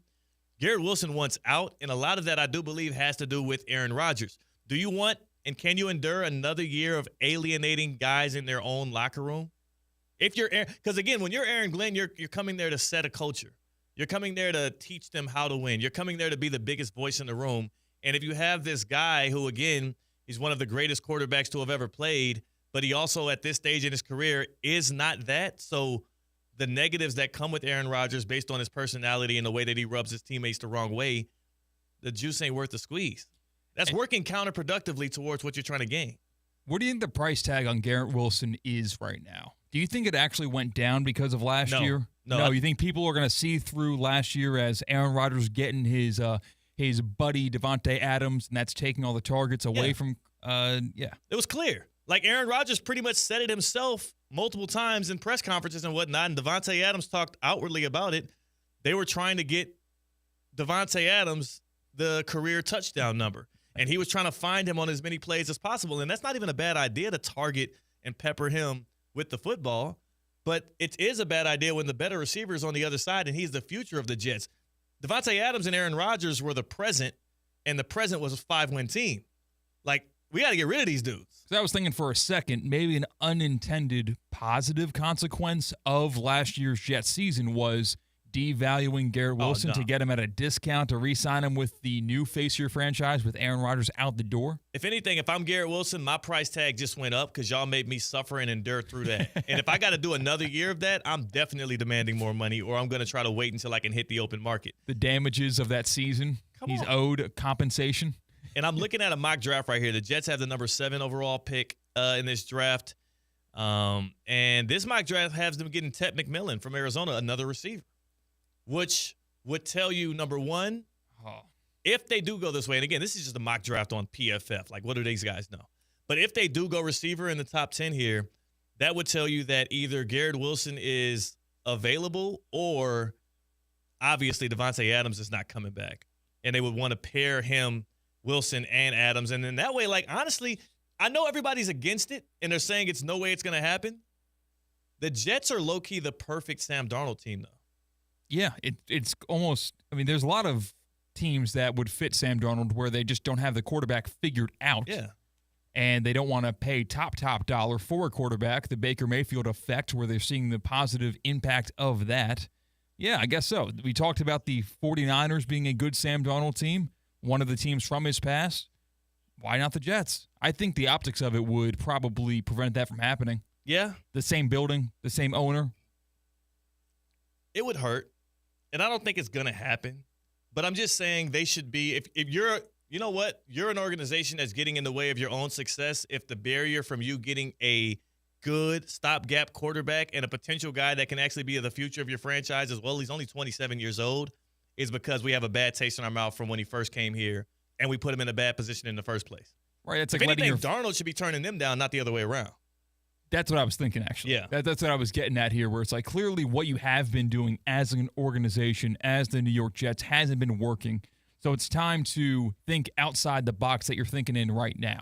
Do some things that might feel uncomfortable initially, and going back to a quarterback would be one of those things. I don't think the Jets have actually finished hiring for offensive coordinator. Have you seen the storyline, too, by the way? The Buccaneers are blocking their assistant head coach or their assistant coaches from interviewing with the Jacksonville Jaguars based on the way that Liam Cohen left them high and dry and took that secret interview. I hope that rivalry spills into the field because the NFL needs more rivalries. And why wouldn't you have that as a blood feud, interstate, a drive away? It makes sense if you're growing up in Central Florida to be fought between those two teams, between Buccaneers and between the Jaguars. Let's hate each other. We do need more of that in the NFL. And I would agree. The problem is they're both not good enough, and they're also both in separate conferences. So, like, they can only meet maybe once a year, if that. Like, it just is going to be hard to really drive it up enough. That's why Giants-Jets isn't ever really one of those things. The same thing. You don't play enough. You have a couple of Giants-Jets memories. The only one I can think of is the Victor Cruz 99-yard touchdown, catch and run. Nasty. That was on the Super Bowl team, so that's why it kind of makes it a little bit more impactful. But, yeah, you're right. Like, we do need more rivalries, and it's almost like in college football where you can have protected rivalries where you guarantee that game is played every single year. Yeah. Maybe we should start introducing that to the NFL where you have protected rivalries. I think that would be actually – here's the thing. The NFL don't need any tips. They got it going. That's a good point. But that would play very well. I just wonder the NFL schedule is so dictated by like all of those different like calculations and whatnot. That's why people are able to give you the next year's schedule as soon as the season ends. So I think that's where that gets lost. But they're thinking about adding another week. And if you add another week, maybe that's the protected rivalry game. Rivalry week. Yeah. The problem is people would be It's hard to say rivalry week. Yes, that too. But wow, the Ravens got to play the Steelers again for a third time, or whatever it's. No. It would be the Commanders would be the protected rivalry in an opposite conference, regional. But my rival stinks. I get a easier game while your rival is easy. Yeah. Or your rival is a hard game. So all of a sudden, that 1/18th of your season is easier than my 1/18th. I like that. Too bad. The Chiefs get to pick the Jets, by the way. Yeah. I'd love to get the Jets every single year. By the way, if you are somebody who believes, like you are saying, that Aaron Rodgers is coming back, here's a sign that tips in that direction. Nick Caley, who's on the Los Angeles Rams staff, he just turned down the offensive coordinator job for the Jets. They don't have an offensive coordinator yet. And I don't believe Aaron Glenn's job is tied to the success of Aaron Rodgers. Number one, he's a defensive-minded coach. Number two, the Jets brass understand that not only was Aaron Rodgers not his decision, that's not really his responsibility. He would probably prefer a clean slate. But if you're an offensive coordinator and you're or an aspiring offensive coordinator and you're looking for your first OC job, do you want it to be tied to a quarterback room that starts with Aaron Rodgers at 41 years old? It starts and ends with Aaron Rodgers in 1 year. You don't want that. Exactly. I got to imagine that offensive coordinators who are looking for new jobs want a longer view, not a very small, isolated, laser focus on one season versus growing for 3 or 4 years at least. If Aaron Rodgers is retained as the quarterback for the New York Jets, I can promise you one thing. They're going to hire a black offensive coordinator. That feels like a black man job. That feels like the David Culley. That feels like the Lovie Smith with the Houston Texans. That feels like the Gerard Mayo with the New England Patriots. We're hiring you. We're giving you this quote-unquote opportunity. We know you're not set up for success, and we're likely going to be getting rid of you as soon as the season ends. Also see Antonio Pierce. It's a nice black man job. I wonder who would be. Would it be Pep Hamilton? Are they going back to the well with Pep Hamilton? Maybe. Maybe Leftwich. Maybe Leftwich gets a call again. Those 2 interviews that the Patriots made, those guys that were in no head coaching searches but theirs to satisfy the Rooney Rule. The Great opportunity for a black man job, the offensive coordinator for the Jets, if Aaron Rodgers is retained. Hey, the good news is a great place for a fired coordinator or a fired head coaching job. It's got to be Duffy Sports Grill. Oh, if you're fired, you can dry your tears there. If you're hired, you can celebrate there with some 2-for-1 drinks, which are all day, every day. So no matter if they fire you on a Monday at 2 or fire you on a Friday at 6 p.m., it's 2-for-1 drinks all day, every day. Also at Duffy's, right now, if you go to Duffy'sMVP.com, you can tap in on this new special they have for the big game next Sunday between Kansas City and Philadelphia. The big game next Sunday, if you want a place to watch it, Duffy's is the place to go. Duffy's Sports Grill, Duffy'sMVP.com. For $25, that gets you a promised front row seat. And again, 80 or more televisions, so every seat in a Duffy's is a good seat. It also gets you a starter. And at the Duffy Sports Grill, it gets you the opportunity to win some Duffy's, swag, and much more. Duffy'sMVP.com. Duffy'sMVP.com. Tap in. And also, if you want to tailgate, if you want to be able to bring some food to the crib and watch it in the comfort of your own home, you can do that as well and get multiple. You get an amplified amount of MVP points if you're an MVP member. Duffy'sMVP.com. Jump in, stack up the rewards. At Duffy's, our game is always on. All right, C-Cat, on the other side, we need to do our midday midterm, so we'll have that in the last call on the way out. That's C-Cat. I'm Theo Dorsey. We're Theoretically Speaking on ESPN 106.3. Live from the Anajar and Levine Accident Attorney Studios. Anajar and Levine Accident Attorneys. Call 1-800-747-FREE. This is ESPN 106.3. This is the Delray Beach Open. Don't miss today's top professional tennis stars and legends in downtown Delray Beach. February 7th through 16th. It's 10 days of tennis on the Ave. 140 miles per hour aces, parties, music, art, and all the good vibes. Come for the nonstop action on and off the court. Snap pics and post memories at the DBO. Join us for a jam-packed week of ATP tennis matches. More fun, more food, more drink, more parties, more of everything. DelrayBeachOpen.com for info. Hi, this is Scott Smith of Smith Ball, Baez, and Prather, Florida Injury Lawyers. I have said it many times before, and I will continue to say it for many years to come.